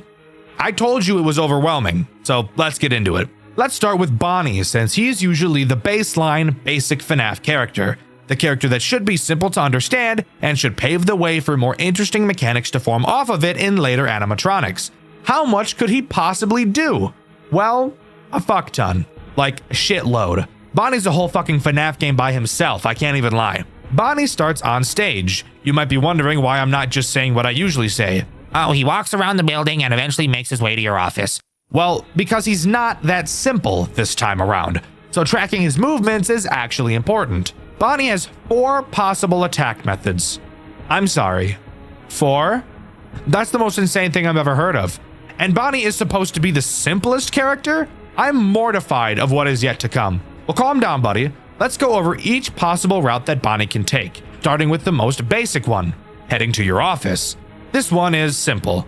Bonnie will walk to your office, appear in your window for a while, and eventually walk into the doorway where you can really see how fucking hulkingly terrifying these robots are. I know that FNAF 1 animatronics are like 6'9" or something like that canonically, but no FNAF game has really shown that off in a way that is meaningful. Seeing the animatronics in the doors in this game is actually kind of scary. Obviously, just close the door and you'll be a-okay. However, do keep in mind that the animatronics in this game like to sit at the door for approximately 12 years, so that's fun. Bonnie's next means of making your life miserable is through attacking the compressor room. What the fuck is the compressor room? Well, now is the time we get to start talking about the control panel, and where this game really starts to become an overwhelming headache. The compressor is a large machine inside of the building. The compressor is what allows the doors all throughout the building to be closed, because as I'm sure you could have guessed, it compresses the air that allows the pistons of the door to work properly. I think. I don't know, I'm not an engineer. If any engineers are watching, explain how wrong I am about compression and pistons or whatever the fuck in the comments. Thanks. Bonnie will try to enter this compressor room through the hallway camera right before your office. You will have to use the control panel behind you to remotely close off the door to the compressor room before Bonnie gets the chance to enter. However, it's moments like these where I need to bring up an issue I was never able to figure out myself. Since this game is made in a 3D environment, unlike the Click Team FNAF games, it gives a lot more room for the characters to move around. So it's very common that you'll be able to see characters in multiple places on the same camera. When it comes to doors like the compressor room, telling exactly where the animatronic's next move is going to be is borderline impossible. Sometimes it's obvious and the character will be standing right next to the door facing it. However, sometimes they'll be miles upon miles away from the fucking door, yet still have their next movement opportunity be into said door. You're not near the door, you're fine. Oh, Chica, you dick. So this leads to you closing doors whenever you see a character on the camera. which a lot of the times the character was never going to enter in the first place, therefore just wasting a fuck ton of power for no reason. If Bonnie manages to get into the compressor room, he'll slap his fat crack all over it and break it, which will require you to reboot your compressor. With your compressor off, you obviously won't be able to shut any of the doors throughout the building. This includes the doors you can close on the cameras. Bonnie's next attack strategy is the camera connections in the server room. This works exactly the same as the compressor room in theory. You can close the door to the server room when an animatronic is close, using the control panel behind you. If Bonnie manages to get inside the server room, he'll drop his big fat stupid balls all over the control panel and fuck up your camera connections, making you unable to see any of the cameras. You will then have to manually reboot them, which along with the compressor reboot takes a very long time. However, I'd argue that not being able to see your cameras affects the gameplay loop a lot more often. Where a lot of FNAF games fail to make the cameras super useful, Next Week at Freddy's succeeds greatly at making the cameras more important than any other tool at your disposal. The final attack strategy that Bonnie can have is activating Foxy, which brings up Foxy altogether. There are actually two different versions of Foxy in this game, the normal one and the scrapped one in the back room. We'll talk about the back room one later. For now, let's focus on the main Foxy. By himself, Foxy is incapable of doing anything and will never attack you, only through the assistance of Bonnie and two other animatronics that can activate him. Bonnie has the chance to enter Pirate's Cove and attempt to activate Foxy. Once Bonnie enters, you won't have a super long time to stop him before Foxy comes for that ass. Whoa, no. Fucking dick! My whole asshole just fell off. It did, just dropped right out. Just dropped. Just plop. Just fell right out. Fell right out of my ass. Using the special flashlight on the Pirate's Cove camera, you can scare away any unwanted animatronics. However, using this light does temporarily cause higher power usage from everything that uses power. For what reason? I have no fucking idea. I guess God just hates me. If you don't scare Bonnie away fast enough, Foxy will activate and run to your door. If you don't close it fast enough, he'll place his hook into your rectum, and I'm sure you can imagine how unpleasant that would be. If you do close the door on time, just like FNAF 1, he'll take away some of your power. Except unlike FNAF 1, the max he can take isn't 6, instead being like fucking 15% power just disappears out of existence. So really make sure you're watching that Pirate's Cove camera. Whew. There, a couple of pages into the script, and I'm finally done talking about the very first character in this game. Isn't that awesome? Now it's time to talk about Chica. Chica also has 4 different ways to attack you. Isn't that just fucking awesome? Luckily for us, 3 of the mechanics are identical to Bonnie. Obviously, Chica can attack your right door. She can also try to fuck up your cameras using the server room, and she's one of the other characters that will attempt to activate Foxy. However, I have noticed that it seems like Bonnie will attempt to a lot more frequently. However, that may also just be because Bonnie's AI value is typically always higher than Chica's is. The new mechanic that Chica adds is pretty similar to Bonnie's compressor attack, except Chica will attempt to attack your power grid. When you see her near the power grid door, you can obviously close it using the control panel behind you. If she manages to get into the power grid room, she will literally just shut off the power to the entire building, and you'll have to reboot it, which takes quite a long time. The power being turned off is undoubtedly the most dreadful situation you can be in. Not only does it require you to wait a billion years for your power to turn back on, but the power being turned off also turns off the compressor, meaning that after you wait forever for the power to turn back on, you then have to wait forever again for the compressor to turn back on.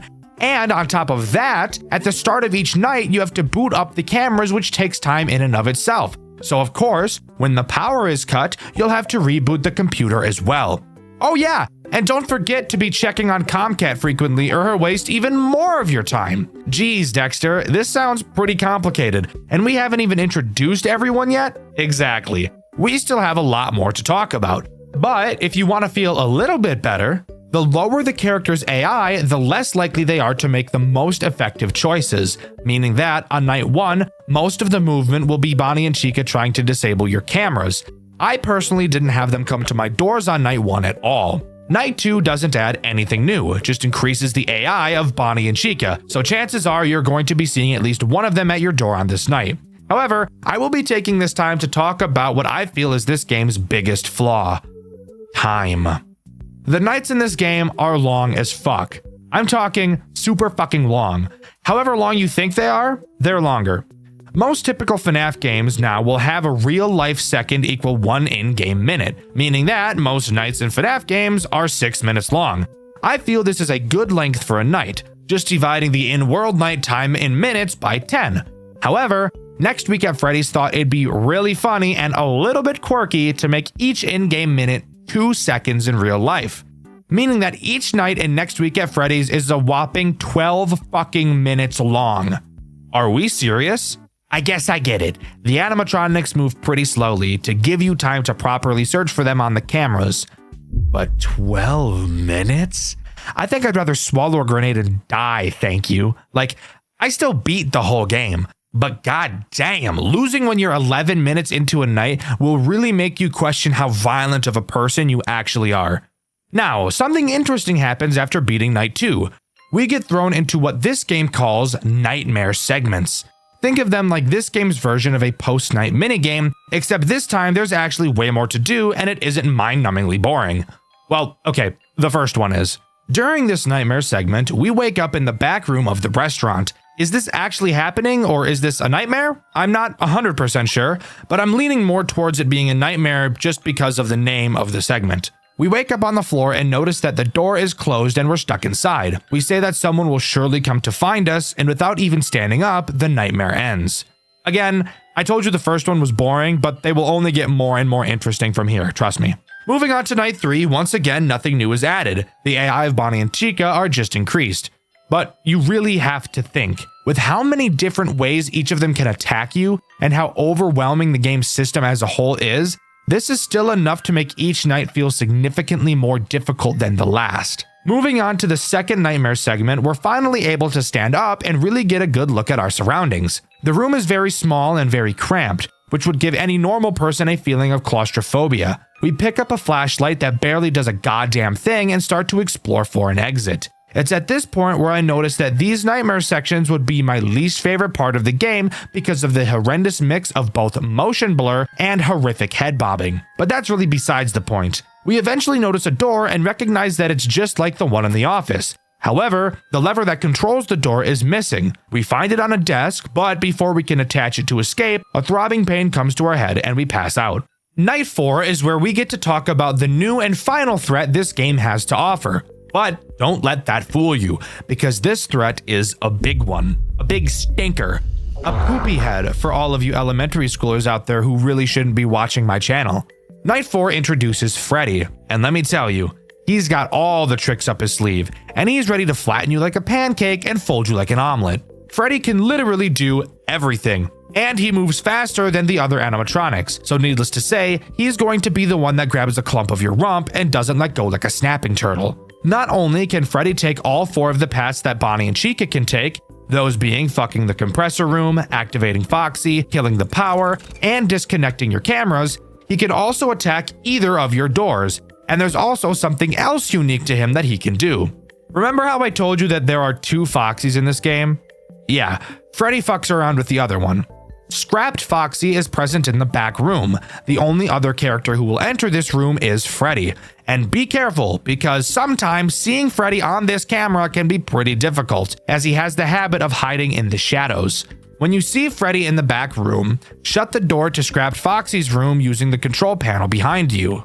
If Freddy manages to get inside, he will send Scrapped Foxy to your office. However, unlike normal Foxy, Scrapped Foxy can attack either of your doors. I personally have no idea how much power he takes away when he pounds on your door, as I'm a fucking god gamer and never had to deal with him.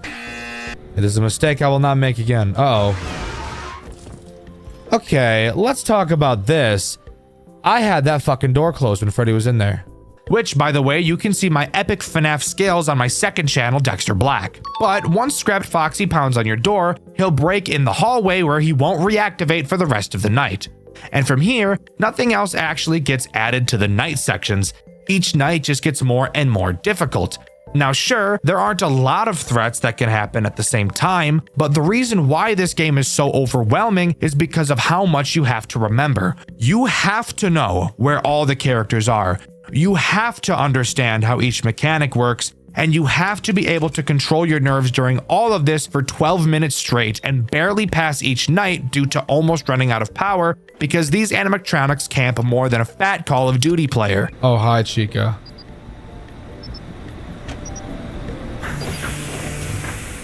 My luck is gargantuan right now. Moving on to the third nightmare segment, this game really shows how much of a dickhead it can really be. We wake back up and are finally able to put the lever on the door, only to find out that the door isn't even getting power, which doesn't make sense because we know from the night sections that if there's no power, the door opens, but what the fuck ever, I'm pretty sure this is literally just a nightmare. Turning around, we notice that the once cramped room is now larger, as a wall that was previously present has disappeared, now leading into a large storage area. With our worthless flashlight in hand, we venture into the dark room, following a wire on the ceiling that will hopefully lead to something to turn the power on. After some wandering, we find a breaker box, but it's locked and we're unable to get into it. We figure a key must be around the maze of a storage area somewhere, so we set out to find it. Guys, I hated this section so fucking much. I mentioned earlier I have motion sickness, and this gameplay is some of the most nauseating shit I've ever seen in my life. During my playthrough, which you can watch over on my second channel, Dexter Black, I spent a pretty decent amount of time looking for this key, and I couldn't find it. With my head pounding and really just wanting to wrap up the video, I looked up a walkthrough just to see where it was. I went to the location where the guy in the walkthrough found it, shout out to Indie Fuel by the way, only to find that the key wasn't there. The key spawns in a random location, so you can't look up where it is. I now had to spend who the fuck knows how long wandering around with the feeling that my head was about to implode looking for a key the size of your ball sack. However, eventually I did find it and I used it to unlock the breaker, only to find out that all we unlocked was another fucking lock. God damn it! Are you serious? This is not a thing that has ever existed. Now we have to find a 4-digit code in this fucking hellhole. This is by far the worst nightmare segment in the entire game. It is ruthless. At first I thought, oh, let's just try the classics. You know, 1987, 1983, but nothing worked. So I assumed that I had to go find the numbers somewhere. I checked the walkthrough, and of course, the code is randomized. Amazing. After once again, who fucking knows how long, I wander back to the breaker, only for the game to then tell me that I should listen for clicks on the correct numbers. Are you fucking me right now? Why did you not tell me that when I was guessing codes before? Why did you wait so fucking long to come up with that? This game hates me. This game is pulling my hair and just plowing the shit out of me like I'm a dirty little slut. But whatever. We input the code and flip the breaker switch, and as we're walking back to the door to try and open it, we once again pass out. I guess that's what happened when you're just fucked for hours upon hours at a time. You get so tired you just pass out. Fantastic. As I've said, Night 5 doesn't add anything new, so we can just jump right back into the hellhole that is these nightmare segments, where the same 15-second ambience loops forever right in my fucking ear when I already have a goddamn headache. Once again, we wake up and walk back to the door to see if we can open it. We flip the switch, and for fuck's sake, something's wrong with the compressor, so we have to go try and find something else. Now, I'm not sure if this next part was just a me thing, so for anyone else who has played this game, let me know if this next part happened to you. We're told literally nothing of importance. The only thing our character states is something along the lines of, "What am I going to do now?" And that's all we're left with. So my first thought is something along the lines of, oh, I just need to look for another who the fuck knows what. So I did just that. I wandered around the storage area looking for something I hadn't seen before. Who can even say how long I was wandering around before I eventually found what I was supposed to find? Directly next to the original room that we were in at the beginning of the nightmare segments, another wall miraculously disappeared, and that's where we were supposed to go. That wouldn't even be a huge problem if I could fucking see anything at all, but it's so fucking dark. I can't see my hands. It's so dark I can't even think, which I know doesn't make sense, but fuck it, here we are. Entering this new room, we see a bunch of pipes on the wall. We know the power is on, but figure that there's a generator somewhere that hasn't been turned on, because it wouldn't be a horror game if you didn't have to turn on a generator at some point, now would it? After wandering down a hallway that probably took me 20 minutes to find because I couldn't see a fucking thing, we stumble into the room where the generator is. We power it on and promptly pass out once more because of how loud it is. I'm sure you could guess, nothing new of note in Night 6, just really fucking hard. In the final nightmare segment, we wake up once more. We walk back to the pipes only to find that a bunch of gas, or air, whatever the fuck, is leaking out of them. So we have to find something to close the valves, which means I get to play another game of walk around aimlessly with a headache looking for a randomly generated tiny object when I can't see a fucking thing. After a long time searching, we find a valve. We then have to take the valve back over to the pipes and figure out which of the billion of them to close off. At first I thought, let's follow the pipe that leads to the door we're trying to open. So after following the completely unconventional and nonsensical twists and turns of the pipes, I found the one that went to the door. Placing the valve in that pipe, I tightened it, and it caused the valve to shoot out at Mach 1000 and land who the fuck knows where. So you know what we get to do now? Play another game of walk around aimlessly with a headache looking for a randomly generated tiny object when I can't see a fucking thing. After finding it lying on the fucking ground, I decided fuck it, I'm just gonna brute force this one. And to my luck, the pipe I chose to put the valve in next just so happened to be the correct one, thank God. Finally, we head back over to the door and try to open it one final time, and finally it opens. We see a newspaper with some audio from a newscast playing in the background, explaining that an employee at Freddy Fazbear's burned down the building after reporting that the animatronic stalked him during the night. This employee is who I can only assume to be us. We were placed into a psychiatric hospital because everyone just assumed we were cuckoo bananas.